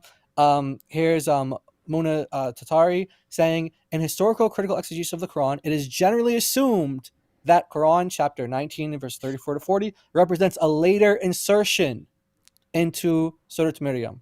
Okay, and then they give you the reasons why they think that, because of the rhyme structure, et cetera, et cetera. And there's more. How do you pronounce his name again? It's French. Guillaume D. Sorry, I'm bad with. So he says in his article here that Surah 19, verse 34 to 40 are an interpolation. So that's all I wanted to share. But I just wanted to show that the idea that critical scholars, like Islamic scholars or scholars who what they would call Orientalists, they don't have the view of the quote authenticity of the Quran that Muslims would ascribe to it. They think that there are parts that are interpolated, like people at later hands came in and added things to the Quran. And so this idea that like, oh, for the Bible, you guys have these critical scholars who, they just have a field day with like, saying what's original and what's not. Well, guess what? You have critical scholars and by the way, we have reasons for denying what these guys say, and we can, show that. But you want to appeal to them, and you think they're authoritative, and you think that they don't do that to the Quran. You're wrong. They say over and over, basic consensus that this particular passage, just one example, is an interpolation, which means that a later hand came along and added something in that wasn't in the original. So the idea that, oh, we all just agree with critical scholars on the text, the genuine, I forget what he said, the authenticity of the text or the genuinity of the text or something, it's not true. And for something, and then because we're talking about authenticity, like, mocks the Quran. Bart Ehrman literally says that the Quran can't be comparable to the authenticity of the Bible. Right? Yeah. He's not even he's not even an authority on the Quran. Saying why, right? He's not even an authority on the Quran, anyways. Right? The point is that can we show that with historical evidence of the high degree of certainty that any of the sayings of Jesus contradict with Islam? Yeah, okay, I don't believe so. I would argue, for instance, Dale Allison will take that Mark 14 verse where Jesus claims to be the Son of Man coming on the clouds of heaven and from is Daniel. That, okay, right? is that okay? Dean, I got a source here for you. So Habermas has actually gone through and compiled all the sources on this. And yes, it's one of those things that the majority of scholars who have written on this, like Allison, Casey, Crossley, Dunn, Tabor, Wenham, Wright, all are basically saying yes. Bayer, Borg, Brown, all are saying yes. The overwhelming consensus is Jesus did predict his death and his resurrection. So how many of those scholars are Christians? What does that have to do with anything? That is from what I can tell. Are we poisoning the well now? It is amazing. I mean, imagine if you were talking about scholars of the Quran and no one was allowed to quote a Muslim scholar. Yeah. So okay, well, we're only allowed to cite people who reject the Quran as the word of Allah. It's amazing. Yeah. What do these guys quote nonstop? Oh no, you have to go to Ibn Kathir, you have to go to this, you have to go to that. What are you talking about? As soon as we go to the Bible, we're only allowed to quote non-Christian scholars. This is stupid. So I miss when I did that. I forgot that Habermas mixes in some who disagree, like Tabor, for example. But like, for example, Allison appears to take for granted that there is a passion predictions in the gospel. Casey states that Jesus could have guessed it would likely be that he would die in Jerusalem as an anointing death for Israel. He predicted his death and his resurrection, but it was not bodily with an empty tomb. Crossley says Jesus quite probably predicted his death. James D.G. Dunn thinks that Jesus believed that he would be arrested, which entails a subsequent death. Now, Tabor disagrees. Wenham agrees. Wenham notes that Jesus was surely aware of what happened to John the Baptist, being a popular religious leader in Roman Palestine, and that Jesus could have done this without supernatural intervention. So, I mean, he lists a bunch. Borg says, for example, Jesus maybe spoke about his death, but he surely knew that he was in great danger. Brown says at the conclusion of a lengthy appendix on whether Jesus predicted his passion, Brown seems to think that Jesus anticipated a violent death. So you just go through this and it lists a bunch, and he lists ones that disagree. But at least there is some sense among the scholars listed here. Now, a lot of these are critical scholars, but there's at least a sense here that many of the scholars are saying that Jesus' prediction of his death is not completely ahistorical or completely fabricated. It does at least have a historical basis. And they're basing this off like, well, he saw what happened to John the Baptist. He knew he had a lot of opponents that had a lot of authority. He probably saw a lot of the criticism coming. He could have seen what was coming. I mean, as John Wenham notes, he just was able to, read the times. He wouldn't even have needed supernatural knowledge for that, is one of Wenham's points here. So a lot of interesting opinions here. And so, yeah, I shouldn't have said Tabor, for example, but a lot of these ones, yeah, definitely are in line with that. And here's what's weird. Every one of these critical scholars, Christian or non-Christian, would agree that Jesus' death by crucifixion is a fact of history. Mm-hmm. Question, That's why, right. according to Islam, why do all scholars across the board agree that Jesus died by crucifixion? Why, according to Islam? The reason, according to Islam, would be that Allah did a great job of tricking them all. He deceived them. Yep. And so this is just, I mean, I don't even know what to do with all this. Why is this? Why does the gospel that we have repeatedly say Jesus died by crucifixion? Why? Because it's been corrupted. Okay, your book says that your book affirms our book as good as gold. But according to your book, why is this basic Christian belief? Because Allah tricked everyone. It's amazing. So Hey, put up my, we need to screen for a minute. reformulate the responses. The reason that the Bible seems to disagree with the Quran is that Allah did a great job tricking everyone. He deceived people. And so all the parts that disagree with the Quran are actually Allah deceiving people about what the Injil actually is. And guess what? The Quran says he tricked everyone. And you look, and he obviously succeeded in tricking everyone. So the Quran is actually affirming all of this. It's great. It's powerful stuff. Can you put up my screen for a minute? I want to put John Kloppenberg's book up there. Oh, John Kloppenberg's book. Wow. This is John Kloppenberg's book on Q. The Dean cited John Kloppenberg earlier in our conversation, but here you have a whole section, Jesus, Death, and Q. And if we go ahead, he notes, nevertheless, it is hard to imagine that the Q people hearing what he would say is Q 1427 would not connect it somehow with Jesus' death. More than this, the saying suggests that the disciples be seen as connected with the willingness to undergo a shameful death, such as that endured by Jesus. This does not make Jesus' death salvific, but it does imply that Jesus' fate was understood by Q as an integral part of his identity and activity. Another saying that suggests that the people at Q are able to offer construal of Jesus' death is Q 6:22-23. So Kloppenberg does think that Jesus is referring to his death in Q. So this does, like, even one of Dean's own sources does seem to think that, the Q of Jesus does see his death coming. And there's a long discussion on this. I don't know if we have time to go through the whole thing, but you get the idea. This is not this ahistorical stuff. This is stuff that, and this is the verse he's referring to. The one who does not take one's cross and follow after me cannot be my disciple. So this is assigned to Q according to Kloppenberg. And he thinks, like, why would that end up in Q? his reconstruction of Q, that is, unless he didn't think that Jesus was actually referring to his coming death and resurrection, or at least death.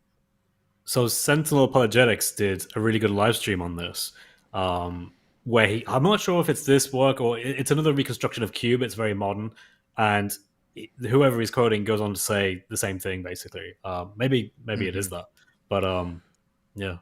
I've heard others say the same. It's seriously insane to me. One, for a Muslim just to be appealing to historical critical scholarship about like that's insane. That's insane.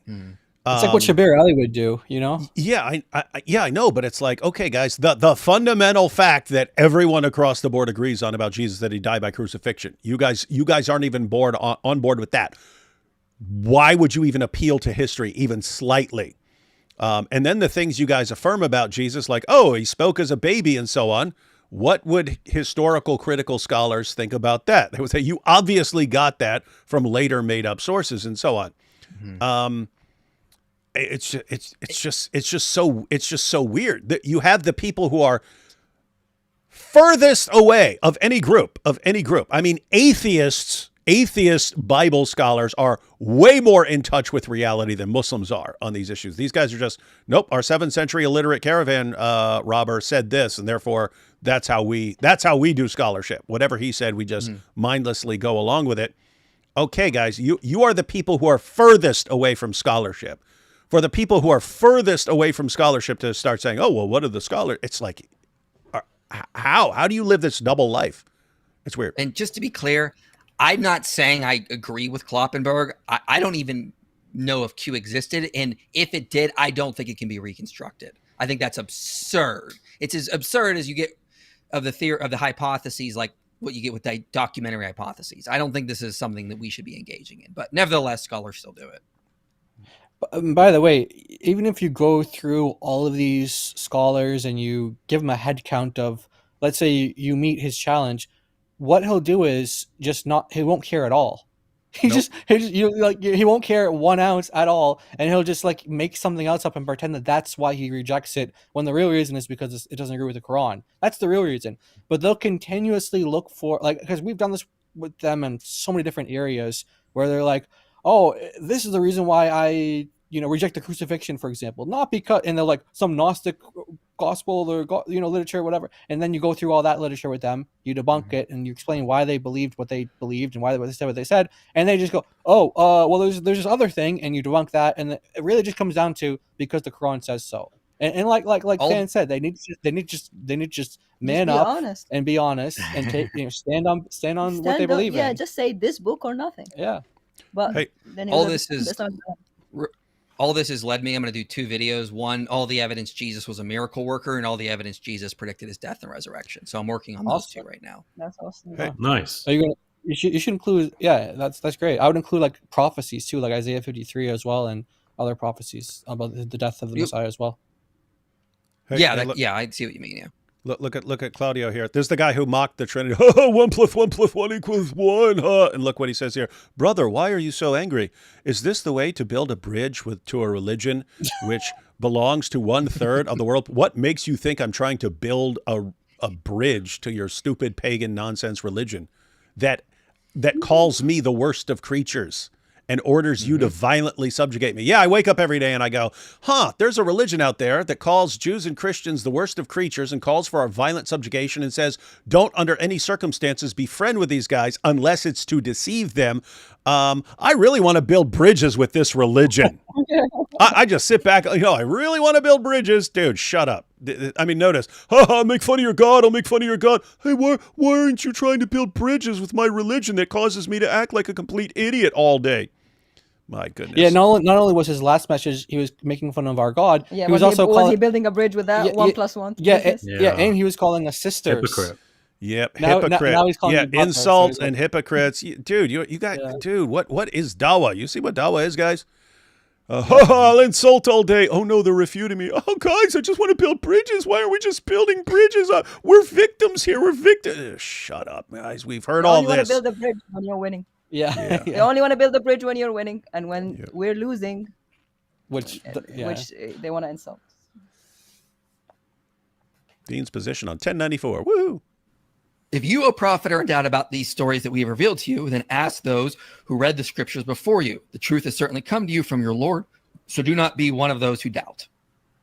Okay, so first, you agree with me that the Quran here is using a conditional if, an impossible hypothetical to emphasize the point. Hypothetical. Do you wouldn't agree? say that It's impossible, but it's a conditional. Why is it impossible? Did you see that? Do you agree with me that the Quran is using an impossible conditional? What?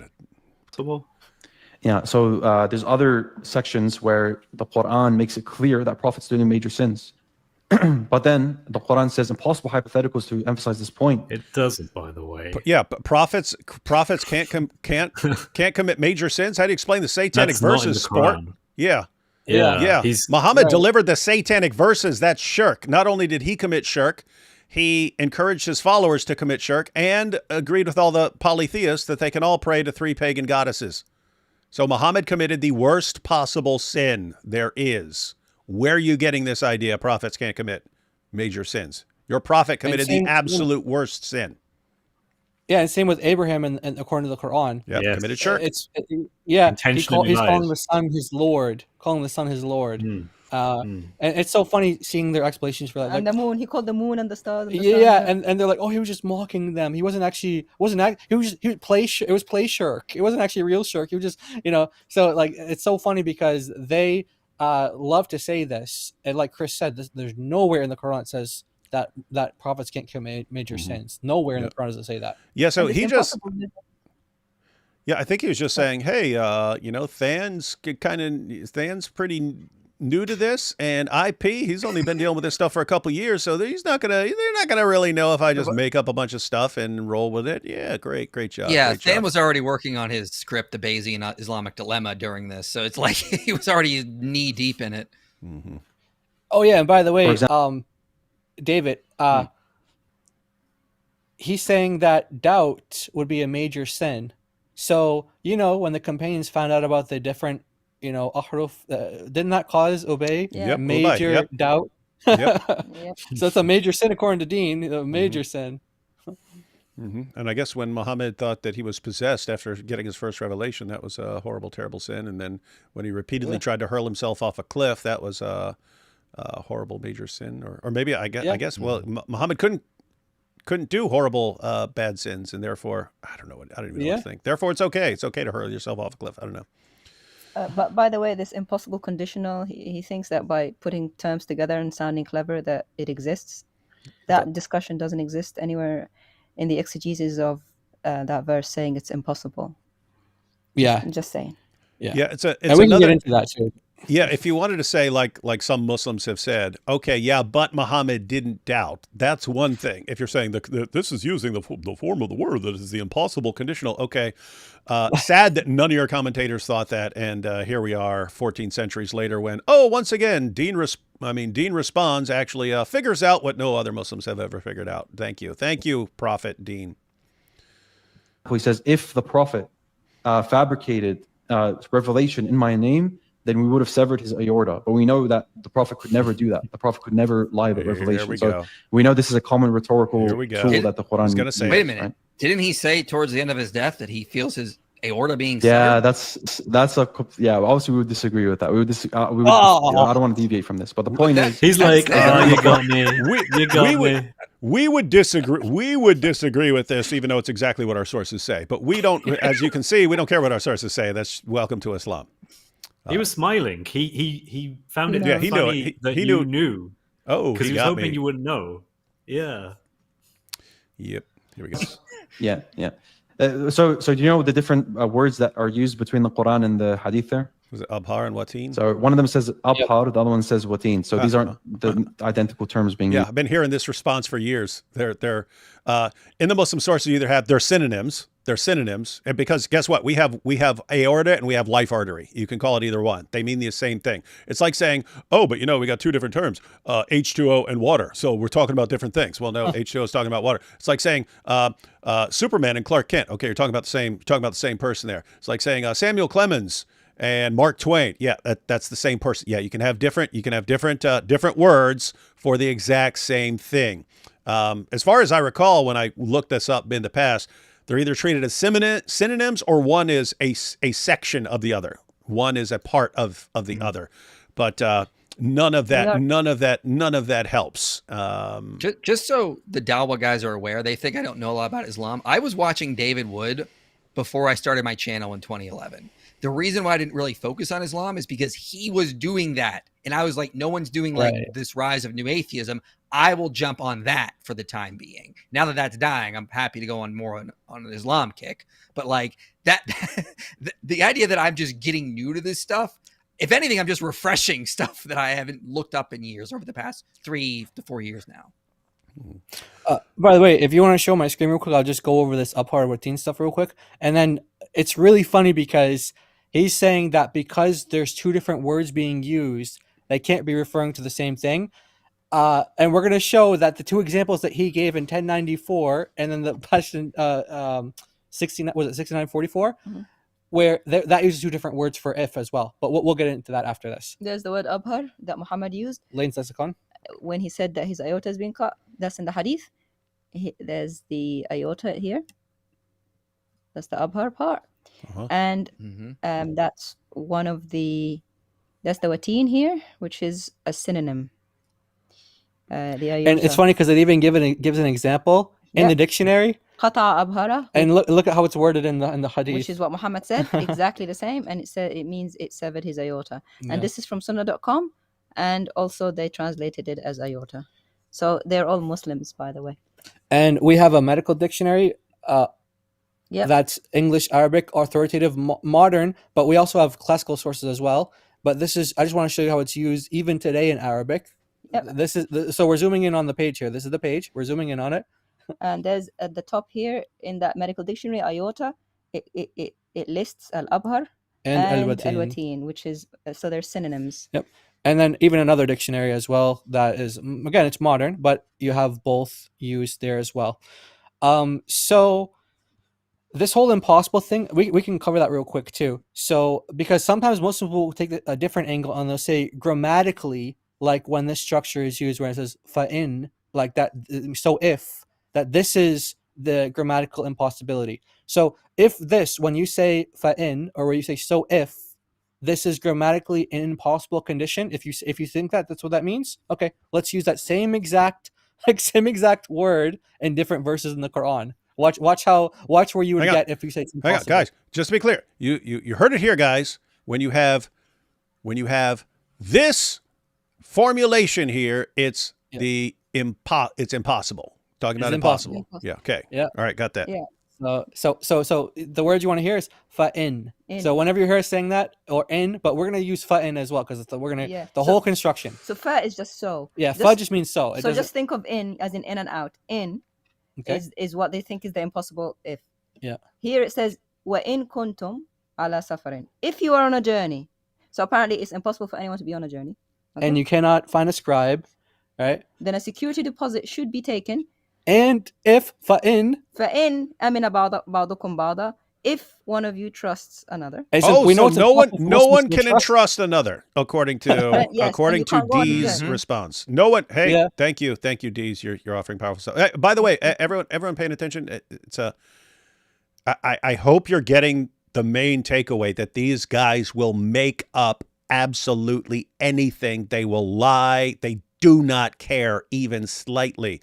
They'll make up something, and they don't care what damage, what the fallout's going to be. They don't care. Oh, okay, this is saying that if Muhammad's in doubt, that he should go to the people of the book. Well, we don't want to go with that because that would obviously mean that the book is as good as gold and it's an authority over the Quran. We can't allow that. So we're going to say it's impossible. This is an impossible. This is the language of impossibility. Okay, let's just look at how the Quran uses this. And it's complete nonsense and completely made up. But here's the thing. Do you think Dean will care even slightly? No, he knows his fans don't care either. They don't care. It is a community of lies being led by liars, and the community is made up of people who love to be lied to. And so if you lie, no one's like, oh my goodness, I can't believe you lied. Even, I mean, what's he doing? He's lying. Guys, think about it. He's lying about the Quran. He's saying this in the Quran means this when there's no way it means that. He's making stuff up, and Muslims don't care at all. This is crazy. Yeah. And so here's another example of it too. So if you guys ever hear a Muslim, here's 1094 again. If you guys ever hear a Muslim saying, in the Arabic, the construction demands that this is an impossible conditional, it's a counterfactual, it cannot actually happen in reality, then you want to go to verses like 2:83, and then we have another one here in chapter 5, verse 42, which says, it starts with, well, the part that we want to focus on is fa'in, but it starts by saying that they are avid listeners of falsehood, devourers of what is unlawful. So if fa'in, they come to you, so it's impossible for people to come to Muhammad. But it's also impossible because for them to turn away, because it says, and if you turn away from them. Yeah, so it says judge between them or turn away from them. And it says, and if وَإِن تُعْرِضْ عَنْهُمْ, if you turn away from them, which means obviously he can't turn away. It's impossible. He's glued to them. He can't turn away from them. And it says here, وَإِن حَكَمْتَ, and if you judge. If you judge. So it's impossible for Muhammad to judge. Judge between them with justice. So it's impossible for Muhammad to judge with justice. So it's impossible for them to come to him. It's impossible for him to turn away from them. And it's impossible for him to judge. Yeah. If that's the argument, that linguistically, grammatically, that this particular construction is impossible, which Muslims do argue this. I don't know if that's exactly what Dean was arguing here, but we're just in case, we want to throw that out there. Then here's a commentary on this. Al-Baghawi actually explains that there is something going on in the Arabic here, but it's not an impossibility. It's another form of rhetoric, which is, although it's addressing Muhammad in singular, that it's actually applying to anybody, right? Mm-hmm. Yep, so it actually means that the intended meaning is for others, which means if anybody is in doubt, they should go back to the people who read the scriptures before them. Anybody. Anybody. Okay? No one says this is an impossibility for the hypothetical. Like David said, they might say that Muhammad never doubted. That's okay. But they're not saying that the actual grammar, the grammatical construction actually demands it's impossible, right? And then here's another one here, where another Al-Wahidi says that the majority of scholars say that the address is Muhammad, the messenger, and then he said, but the intended meaning is what? It's for others who are in doubt. So but no, it can't mean it. It means that it's impossible for anyone to doubt ever. Yeah. It's not impossible because religion of lies. You should go. Yeah, and no, by the way, remember how Dima was saying that, you have Watin and Abhar, these are two different words? Well, guess what? If you go to chapter 10, verse 94 and chapter 69, verse 44, these are actually two different words for if. Yeah. So they are so the word for if that he quoted for the artery to be severed is law. When he was trying to say like this is an impossible, it's impossibility. So he's giving you an example with a different word. Yeah. He's trying to give an example. Now, in Arabic, this is the construction you would use if you're talking about an impossibility. But guess what? There are exceptions to that as well. So if you see the word law, which means if, when that's being used, that's the word you do want to use when it's an impossible. But guess what? There are even exceptions to that. And how do we know? Because we'll give you just two examples for that, just to show you that even if you use low, it doesn't mean that's an impossible situation. For example, here in Surah 9, verse 32, it says, وَلَوْ كَرِهَ الْكَافِرُونَ. So they try to extinguish God's light with their mouths, but God insists on bringing his light to its fullness. Even if the disbelievers hate it. So it's impossible for them to hate it. Impossible. It's not impossible. Yes, we love it. We love it. It's so great. And then this one's really funny. We're just pretending to hate it. Allah's just tricking you into thinking we hate it. And this one's a really funny example Surah here. 33, verse 52. Muhammad is talking about his lusts and stuff. He's saying, Prophet, you are not permitted to take any more wives, man. Stop it. Nor exchange your wives. Slow down, bro. وَلَوْ أَعْجَبَكَ حُسْنُهُنَّ. Even if these attract you with their beauty, which is obviously here means that it's impossible according to them. Yeah, so it's impossible for Muhammad to be attracted. By their beauty. But then because they're going to say, but it doesn't apply to your slave girls. So take more slave girls, just not more wives. Yeah, so you can have unlimited slave girls, but just not more wives. So obviously he's attracted to more women, but he's just not allowed to marry them, right? Well, I don't know. Maybe what he's really saying here is it's impossible for these women to attract you with their beauty because only Al-Zut can attract you now. Oh, that could be that's a good interpretation. Yeah.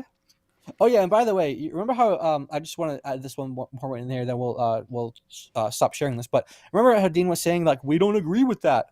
We don't agree with that. Well, guess what? Islam QA agrees with that. They say that you can't disagree with it. There's no room for doubt that the poison affected his body and that he died from this. There's no room for doubt according to the scholars. Yeah, they say he died as a martyr because he was poisoned by someone else. But remember, Dean was saying we don't agree with that. We don't agree that Muhammad died. And what did they say for the word? My aorta. But why would they translate into English like that if that's not what I mean? Yeah. So yeah, that's all we wanted to share with that. Yeah. Yes. Fun stuff. All right, let's finish up this video here. All right. So I really don't want to deviate.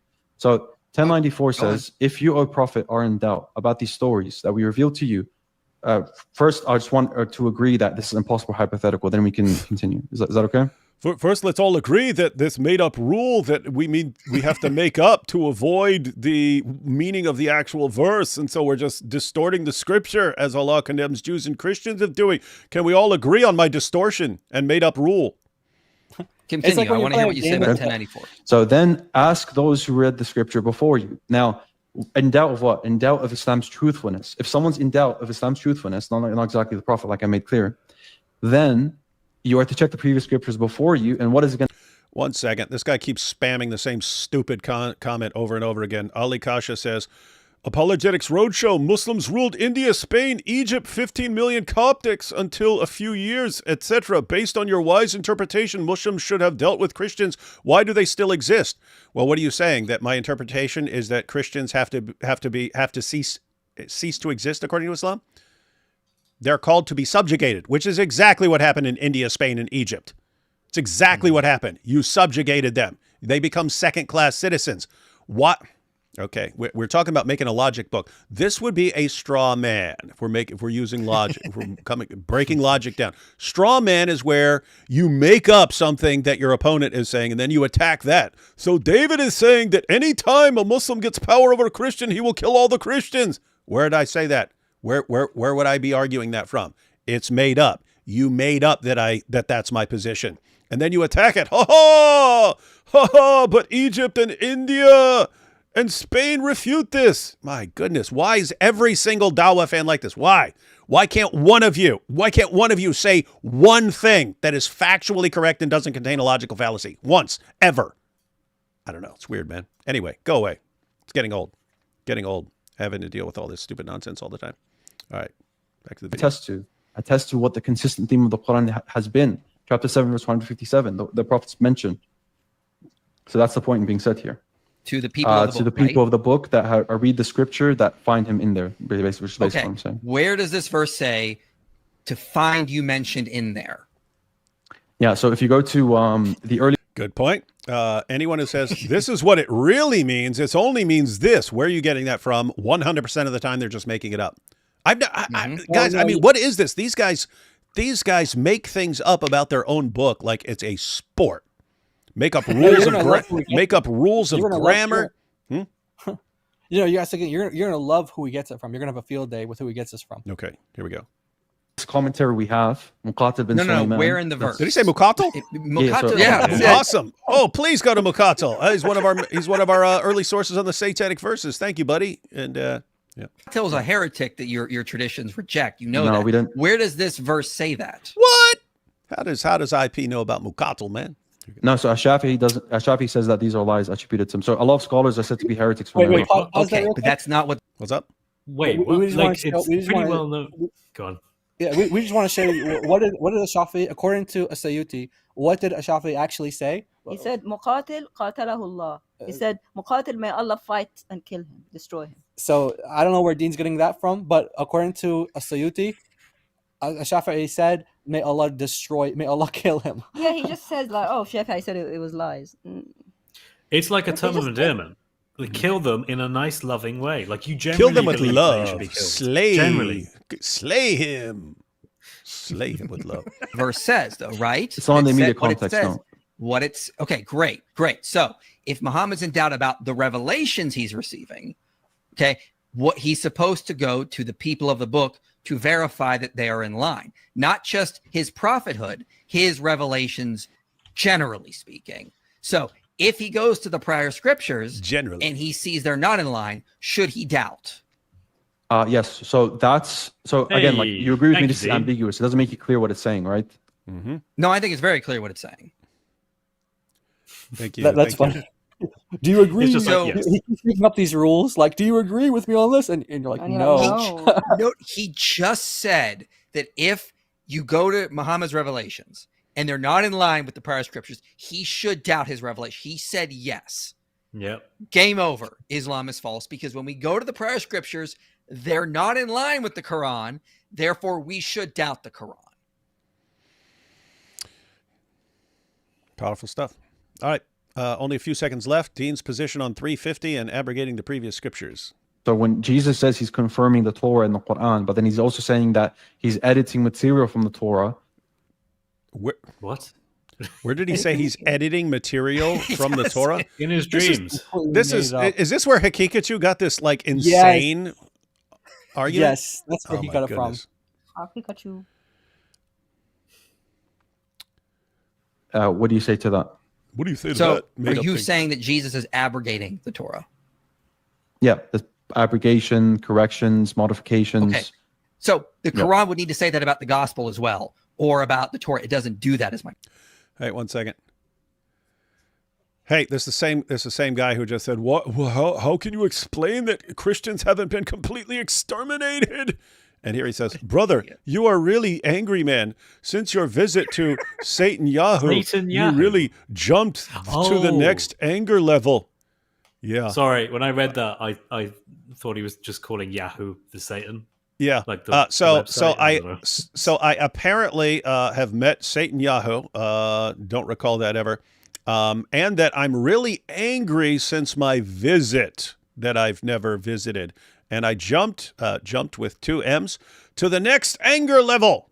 Yeah, guys, if you go back 5 years ago, I was just like, I didn't have any problem with guys just constantly lying and making stuff up and lying about God and leading people astray to hell. Yeah, I didn't have a problem with any of that. Anyway, dude, I told you to go away with this nonsense. You didn't. You're still posting stupid comments. So sorry, but now you're gone. And by the way, in your ignorance, Ali, Kasha, in your ignorance, you actually just called Yahweh Satan. You don't see that they just quote these things because they learn people from people like Daniel and other, or Nick Fuentes or whatever. This is actually calling Yahweh Satan. So he just blasphemed God to this high level. He doesn't even know what he's doing. He's just throwing in these random words. Very dangerous for you, man. Mm-hmm. Anyway, that was the end of the video. Let me back it up because it was only a few seconds long. But this 350. Yeah, that was it. So when Jesus says he's confirming the Torah and the Quran, but then he's also saying that he's editing material from the Torah, what do you say to that? Doesn't say it. So these response just made it up again. And now he's lying about what the Quran says Jesus did. And how do you respond to this thing that I made up? What has he said in this video we watched that isn't completely made up? And this is Dawah, guys. This is Dawah. This is every Dawah guy you run into. Let me make up 50 things in order to keep you from arguing against this completely idiotic thing my God said. Are you saying that Jesus is abrogating the Torah? Yeah, the abrogation, corrections, modifications. Okay. Corrections and So modifications. the Quran would need to say that about the he's gospel just as well, added that. or about the Torah. It doesn't do that, is my point. These guys, they don't care. They don't care. Mm-hmm. You're dealing with compulsive liars who lie even about their own book, people they say they respect. They're just Days. You got problems, man. I mean, we've interacted. We've watched more of your stuff than we have from Orthodox Lips. But dude, you're a liar, man. There's no way to interpret what you're saying other than you being just a chronic compulsive liar. So if you're expecting to be taken seriously, dude, this is bad, man. You need to do a better job. You can see what he's doing as well. Like, he actually said the correct thing first, like abrogate. And then he's like, oh, that doesn't quite get where I want to go. So I'm just going to say, I'm going to make it up. Yeah. And then he just adds things to make it more in line with what he's trying to get to. And it's like, dude, you're changing your own Quran on the fly. All right. And by the way, if abrogation if abrogation means editing Corrupting. and corrupting, that means you guys know what that means. It means the Quran's Yep, because the corrupted. Quran, yep, verses of the Quran abrogate other verses, and therefore they're corrupt. Therefore, the Quran is corrupt. Thank you. Thank you. Good job. Does Dean Response care at all that he just proved the corruption of the Quran? Not even slightly, because it doesn't matter in Dawah. Oh boy. All right, guys, we've been on here for a while. If anyone needs to cut, I want to go through the super chats. But if anyone want to cut out, soon. Okay. Yeah, I get it ready for my stream, which is in an hour and a half on my channel. Well, go ahead and share. Yeah, go ahead and share any final thoughts you have, and then you can go ahead and cut out, and I'll go through super chats. Yeah, I mean, I don't know, man. Every time I'm dealing with the Islamic Dilemma, I'm so blown away by how bad the responses are. I mean, and you saw the circular reasoning there with him. And Fan has only been studying the Islamic Dilemma for a few months, and he was dominating this conversation. Like, it's not hard for Christians to learn this. It's insane how easy it is to debunk Islam. I was just in Omaha. I gave a presentation on the Islamic Dilemma. The first person I caught on stage was able to present it in a coherent fashion. Like, that was him learning it on the spot in the audience for like 30 minutes. And I called up, I pretended to be a Muslim. He was able to just run the Islamic Dilemma quite easily. So, man, it's insane how easy it is to debunk Islam. But yeah, David will be on my channel, in an hour and a half, and we will stream on Myron Gaines blasting away at Muslims and attacking Islam. Not in a Zoot sense, though. Not in a Zoot sense. Yep. IP, you might want to send AP a message because he has a stream scheduled for 1.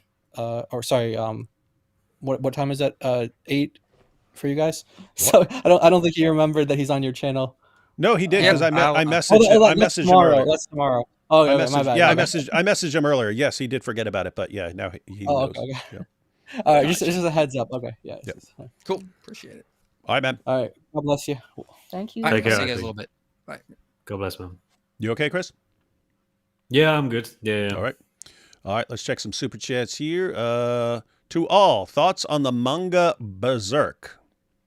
You seriously asking? Anyone familiar with that? I have no idea. Yeah, that's one of those. Those are the comic books, man. Those Japanese comic books. Yeah, I'm not familiar with any of that except for I did watch One Punch Man, the cartoon. There's something my wife made me watch called Berserk, and it's an anime thing. Yeah, that's a manga. I don't know if it's a reference to that. Yeah, I'm not sure what I think. I think manga is if it's a comic book, and then the other one is if it's a cartoon. But I'm not sure about even that. Yeah, so I'm not sure. Yeah, no thoughts. Quit asking weird questions. Islam is the feculence of Satan. That's not very nice. But you're the first person I've ever seen actually use that word in a super chat. What if they start a live and we can get an infinity live loop? Oh, you mean like with the... Yeah, they kind of had that on the thing where it got smaller and smaller. Let's see. All lady stream. DOC, Lady Logic, Mary, and Hatun. Yeah. That'd be pretty cool. That'd be kind of the dream team. And we have something like we're working on something like that in the future, God willing. I did not know where Mrs. Logic came from. She was like, bam! She was so amazing. I loved it. Yep. Yeah, guys, we will, and I would put that squad against any of the Dawa guys any day of the week, and twice on Sunday. Being literate feels like punishment after reading the Quran. Yeah. D. Wood, I'm a software engineer with 2 decades of professional experience. Let me help you make the Islamic Dilemma website and app. Let's talk. Yeah, go ahead and email me. I've had several people already, just because I said it. I've had several people offer to help with the website and stuff. We'll have to figure out. I'll have to ask for like sample work or something like that because you got a bunch of people volunteering.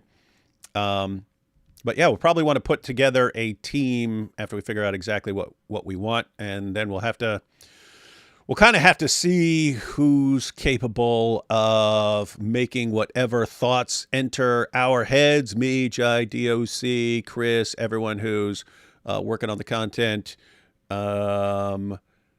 Whenever we come up with an idea, how does that get transferred to a website and be awesome? And so, yep, we'll need a team for that. Yeah, go ahead and email me. My Muslim family rejects the authenticity and transmission of the Min of al-Zut. What else is in that same material, same author, they would accept? Like Musnad Ahmad? Yeah, what is there in Muslim? You're talking about Muslim family? They're going to believe all kinds of stuff in Musnad Ahmad. Yeah. Yeah, we don't know exactly what you're saying. I don't know if there's like unique things in Musnad Ahmad that's not in other hadith collections, but I know that's like an accepted. It's a well accepted hadith book. By what year you think the UK will turn against Islam? Very good question. I would guess pretty soon, but Chris, you're the expert.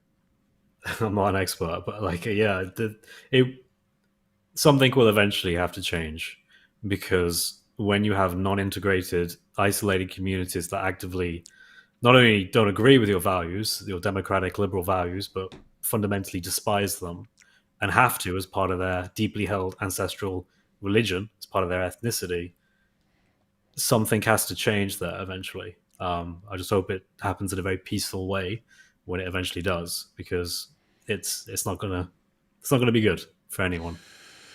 Yeah, I think you guys have a sort of a pressure cooker thing going on right now, where pressure is building and building and building, and all you people in the UK, there's still a peaceful way of dealing with this. We know what Islam's kryptonite is. It's finding out problems with Goats. Muhammad. Yep. Al-Zut. Yep. Yeah. Yeah. Biggest thing that causes Muslims to doubt their religion, moral problems with Muhammad. And then we've got the Dawah blocker, which is the Islamic Dilemma. So anyone who's worried about Islam should be learning this stuff real quick like. But assuming people don't actually go the peaceful route, I think the UK is just going to become it's already a pressure cooker, but the pressure is going to keep building and building and building. And then eventually you're going to get something that sets off a lot of people, some rape and murder or terrorist attack or something like that. And it's people are going to flip out. Yo, guys, is the war between Israel and Palestine over? I don't know what's going on. Well, it's never over. It's never over. Like, I mean, sometimes Trump said everlasting peace. There's a ceasefire.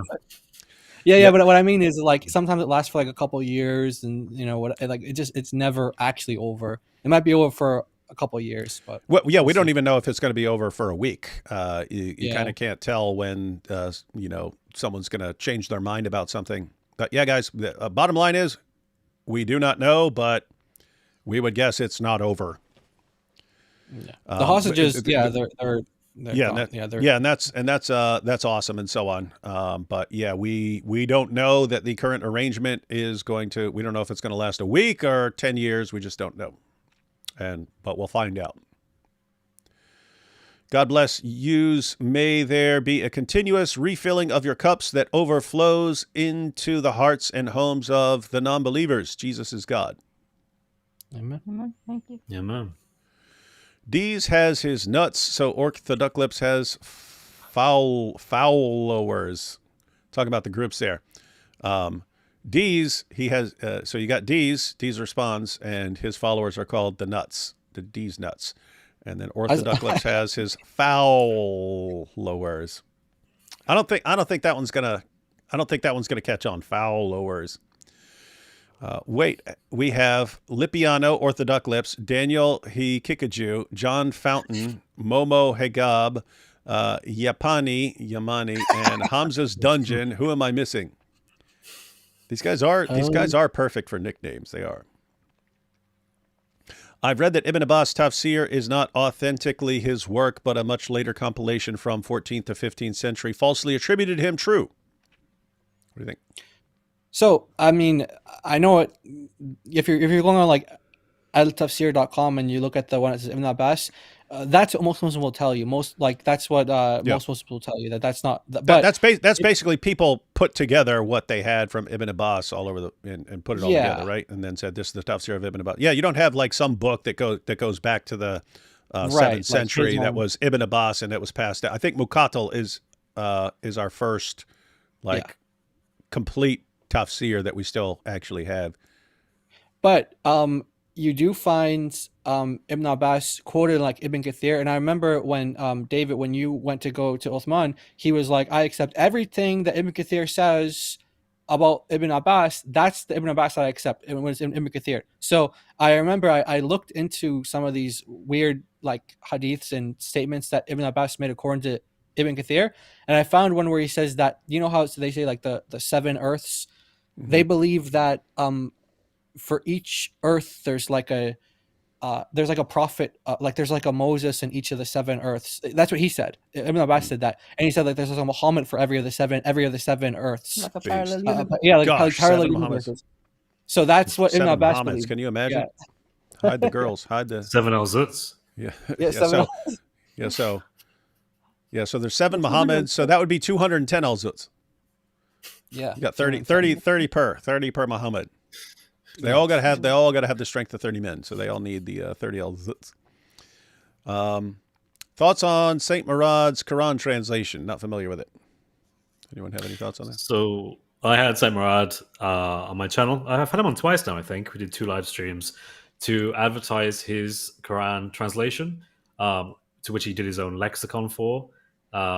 It's, from what I can tell, I mean, I'm not a native Arab, like I don't know Arabic, so there's only so much I can say about it. From what I've seen, it's a very useful tool because it takes the Quran and it basically translates it in a way that is not conforming to the Umayyad and Abbasid presupposition, which comes later and is like later reflected back on the Quran. He strips that away and tries to give you a more sort of neutral perspective on what the actual Arabic means. So we've seen it, and he messaged us and emailed us about it in the past, and we basically told them that we don't find that he has like the scholarship to back a lot of the things that he says.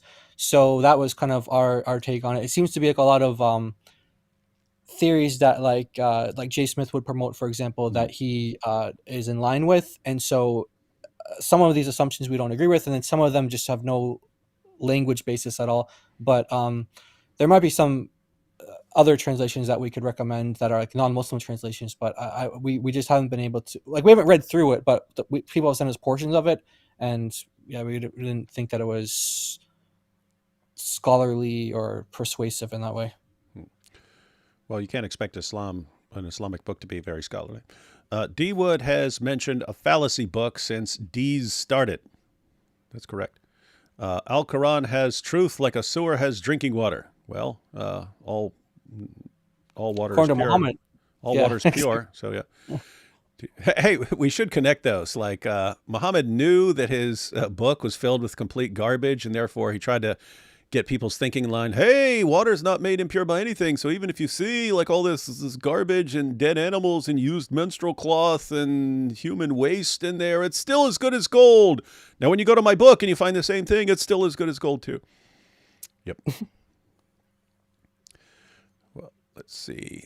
D. Wood's book of zootological. What's wrong with people, man? Why are people obsessed with these al-Zut jokes? Hey, team, the Dawahgandists are really lost. Thank you, Isa. You are correct, sir. It's Isa. Yeah, good to see you, man. Oh. Who is Q? Who is Q? Is he a Men in Black agent? No. He's a powerful the guy that alien gives from Star Trek. He gives James Bond all the weapons, right? Yeah, there's been lots of people called Q. Yeah, so you had the Star Trek guy called Q, and then the James Bond, and then the Men in Black. Come up with a different letter, everyone. Do any Christian apologists bring up the Shroud of Turin? No, not ever. The scientific evidence supporting the Shroud brought me to faith in the resurrection. Yeah, Gary Habermas. Go with that. Muslims don't seem to understand that their metaphysical commitments create a biconditional between Islam and the Quran. What does that mean? Translate that for us, David. Biconditional. I'd have to. Yeah, so a conditional is like if this, then this. Biconditional is like either way. Like you can go if this, then this, or like if that, then that. Yeah, I'd have to think about what this means. Biconditional between Islam and the Quran. Yeah, I'd have to think about that. Okay. The stark differences in how various Dawah groups respond to the Islamic dilemma indicate that there is no single coherent solution within Islam. That's right. Correct. That's because That's right. there isn't. Yeah, and I mean, think if they had one good response, if they had one like halfway plausible response, I think they'd all be rallying around it. And yet they're all going, no, yours is wrong. No, yours is wrong. No, yours is stupid. No, yours is stupid. But yours is even stupider than mine. No, yours is the stupidest. Oh, see? There is no Islamic dilemma.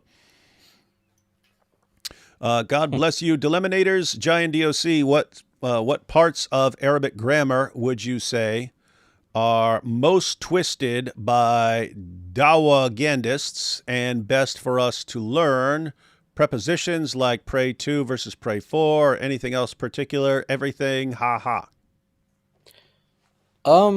Yeah, I guess the vocabulary would be a good place because they'll say like the word makr doesn't, it means to plot, it doesn't mean to deceive, or like the example there, to pray. Sometimes I won't even grant that it means pray. That was a rare slip of honesty accidentally from Muhammad Hijab in the debate with David Wood, and other words. So yeah, if you wanted to just like get some vocabulary, we thought about this before, like how would we present, like if someone wanted to learn like just basics but enough to like be able to bust Dawah guys, like what would you need to do?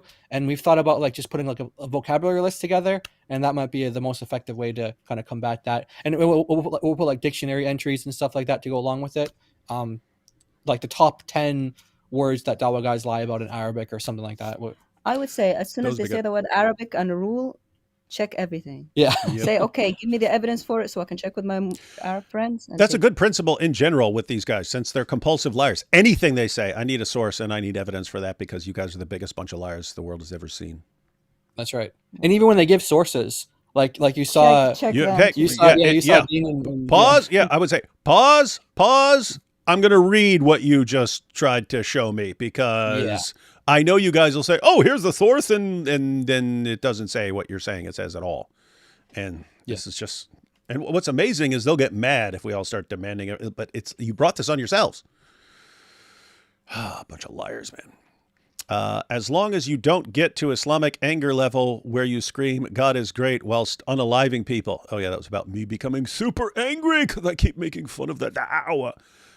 Chris, J and DOC, are you guys against the digital ID here in UK? Yeah, I'd be. If you have a government that's trying to control you, it seems like that's a pretty dangerous step to me. Yeah. It feels a bit North Korean-y. Yeah, I'm very much against digital ID.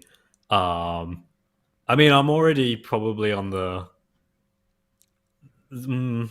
gray area regarding this, right? Because I've made videos that are pretty critical of how the police operate at Speaker's Corner, at least. And given that I've made content about Islam and I've made my views clear on Islam, I am not in any sense an Islamophile.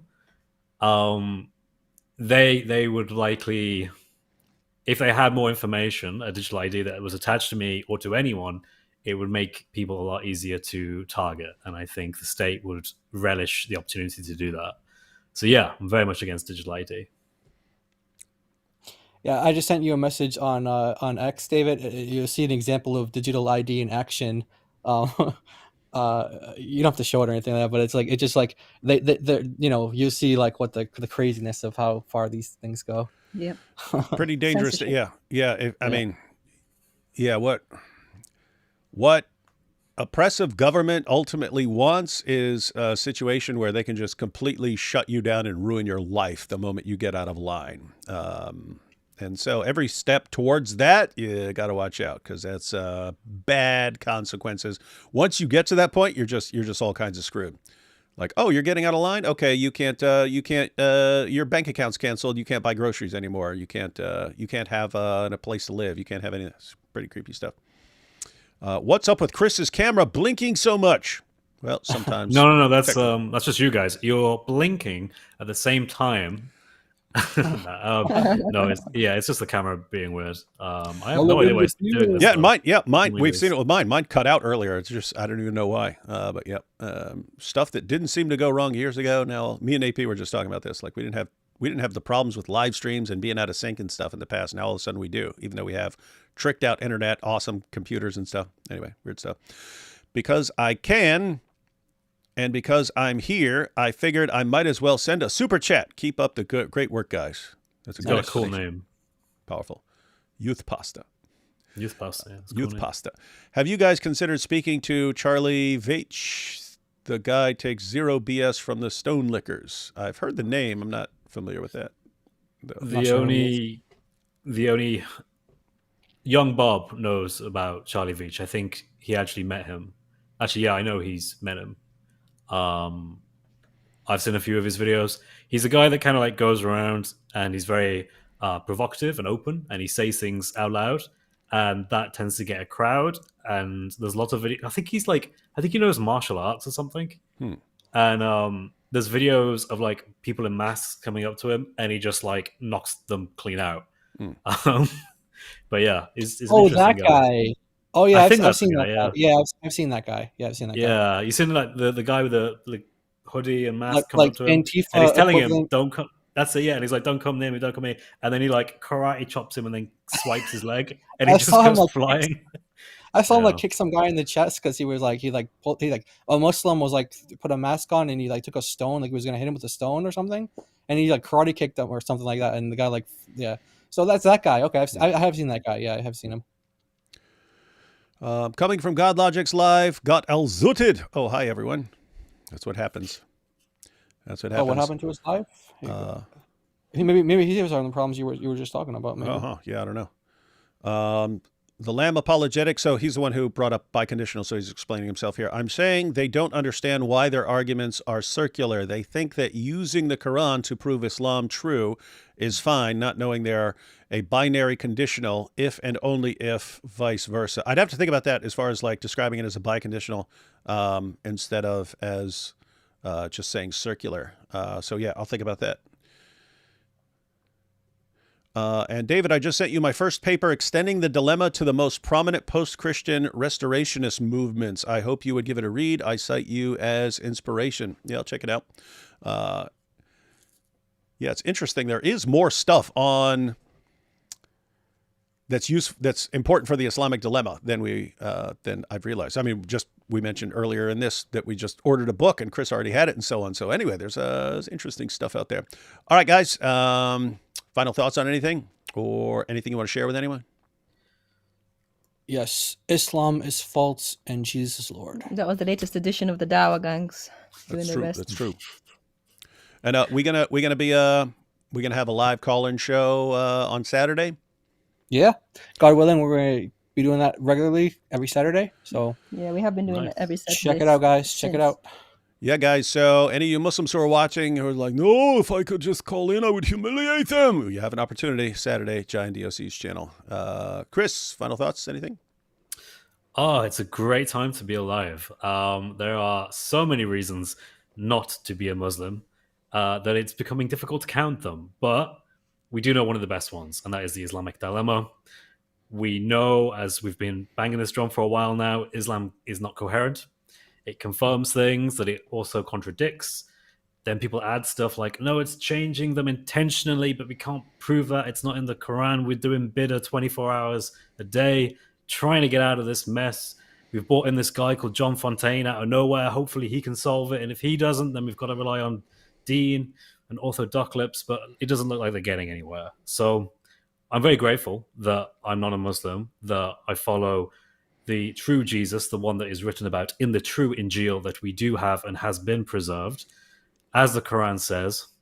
I'm very grateful that I follow that. And I encourage Muslims to think long and hard about whether or not they want to follow Muhammad or if they have a better example in our Lord Jesus Christ.